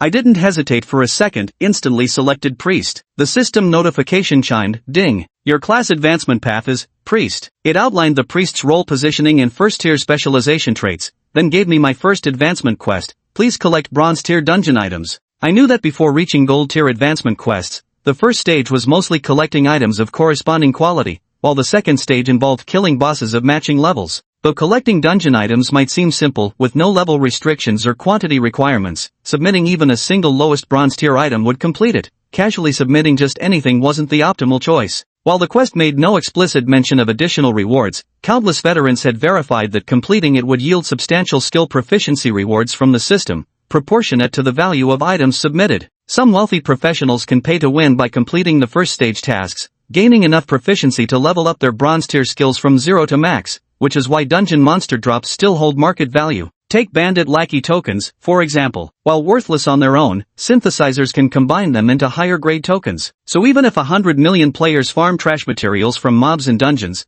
these items still fetch a decent price. The same applies to the second stage boss challenge missions. A level 10 boss is the minimum requirement, but challenging higher level bosses rewards players with massive experience bonuses scaled to the difficulty gap shown on their character panel. The current Federation world record was set by a super-rich second-generation heir. During his first job advancement quest, he spent 500 million Federation coins to hire an entire B-tier combat squad to hunt down a level 25 wilderness overlord. Just after completing the class change, I instantly leveled up to 15 thanks to the extra rewards from the transition quest. This also explains why the simulated clone's post-transition advantages quickly faded. The simulation clone was too poor to do more than the bare minimum in the class change quest, leaving its skill proficiency far behind others. While the rest of the team had skills exceeding level 5, the clone was still stuck at levels 2 and 3. Even when approaching the second class change, the clone's bronze tier skill mastery couldn't compete with many rich kids who'd just completed their first transition. Although a 1 or 2 level gap in skill proficiency doesn't significantly impact combat strength, when the difference stretches to 4 or 5 levels or worse, that's a completely different story. Fortunately, my avatar has the potential to inherit skill proficiency from simulations, so the skills I'm lagging behind in now can still be improved in future simulations, no need to fret too much about it. As for my true self, relying on my avatar to get by, what do I need such high skill proficiency for? Don't think I'll be stuck at the bronze rank for long. After all, I went from a novice practitioner to completing my first job change in just 2 days, who's to say I won't reach silver rank in another 2? When that time comes, grinding silver or even gold rank skill proficiency will be a breeze. Who's got time to waste on bronze rank skills? Alright, fine, mostly because my current finances don't allow for such extravagance. Before coming here, I made a fortune raiding the Kobold Den, but there are just too many expenses to cover. Simulation costs money, reserving rewards for clones costs money, upgrading clone talent levels, copying talents from clones, buying skill books and equipment, and leaving startup funds for clones and simulations. The 500,000 Federation credits worth of ore from the Kobold Den is barely enough to cover anything. I honestly don't know how those transmigration seniors manage to spend money like water. Under current circumstances, making Federation credits through legitimate means is just too difficult. Harvesting wealth from Kobold Dens might seem easy, but low-difficulty monster gathering spots like this are rare opportunities. Only top-tier societies like Iron Blood Society from Donghua University could find them. Ordinary people might never encounter one in their lifetime. Does that mean the only path for commoners is through shady means? Thinking about how my clone earned 300,000 Federation credits in a month as a police chief through positional advantages in the simulation, then looking at my current impoverished life, even I, who originally opposed clones taking the crooked path, can't help feeling a bit tempted. Fortunately, this hesitation was quickly extinguished by my sense of crisis. While the Federation's situation remains stable, obtaining money illegally carries too much risk. Reality isn't simulation. In simulations, avatars can be reckless, and failure just wastes one attempt. But in reality, once you get into trouble, you can't shake it off. If life is a little tough for now, so be it. I refuse to believe that with my avatar's rising strength, money will remain a problem forever. After using a level 0 bronze dungeon item worth 160 Federation credits to complete stage 1 of the job change quest, I didn't rush into the second stage boss raid mission. Instead, I returned to my dorm for some sleep. Early the next morning, I put the ores obtained from the nest up for sale on the campus network. Since the asking price was far below the market average, the ores were almost completely sold out in less than 2 hours. After withdrawing the money, my bank balance reached 520,000. This was a huge sum. This world's Federation currency had nearly the same purchasing power as the yuan from my previous life. For a freshman like me to earn so much money was incredibly exhilarating. With money in hand, I first bought 3 basic skill books that suited the priest profession: Healing Spell, Blessing Spell, and Light Orb Spell. Healing Spell LV1, chant for 0.5 seconds to restore a single target's health. The amount restored depends on the caster's constitution and magic power. Consumes 15 MP, cooldown time 8 seconds. Blessing LV1, after chanting for 10 seconds, increases a single target's attack and defense power. The boost value and duration depend on the caster's physique and magic power. Consumes 50 MP with a 1-minute cooldown. Light Orb LV1, releases a ball of light elemental energy to damage targets. Deals double damage to dark, evil, and undead creatures. Consumes 15 MP with an 8-second cooldown. I spent another 50,000 Federation coins to purchase 2 bronze tier priest skill books and 1 bronze tier warrior skill book. The priest skills were Devout Faith, passive, and Holy Shield, active, while the warrior skill was called Massacre. Devout Faith, passive when skill proficiency reaches maximum, reduces chant time by 2.5 seconds. Skills with chant times below 2.5 seconds become instant cast. Divine Shield LV1, chant for 1.5 seconds to bestow a holy shield upon the target that can block damage. The blocking value is influenced by the caster's constitution and magic power. Consumes 50 mana points, cooldown 30s. Whirlwind/LV1, swing your weapon to deal physical damage to surrounding targets and restore your own health based on the actual damage dealt. Cooldown 25 seconds. It has to be said that life in the clone simulation was miserable. The Silver Warrior has 5 Black Iron level skill slots, 3 Bronze level skill slots, 2 Silver level skill slots, and 1 gold level skill slot, but the clone, being poor, only ended up with 1 bronze level skill by the end of the simulation, leaving 2 bronze level skill slots empty. Even with the addition of this whirlwind slash, it's still missing 1 bronze level skill. I didn't supplement the clone because I wanted to leave room for him to make choices based on situations that arise during simulation. As for silver tier skills, they're simply unaffordable. The cheapest silver tier warrior skill costs 200,000 Federation credits, and even then it's impractical. It can't compare to the silver battle aura bought during clone simulations. When I saw the price of silver battle aura, I immediately closed the website after one glance. The lowest listed price across the entire network was 1,150,000 Federation credits.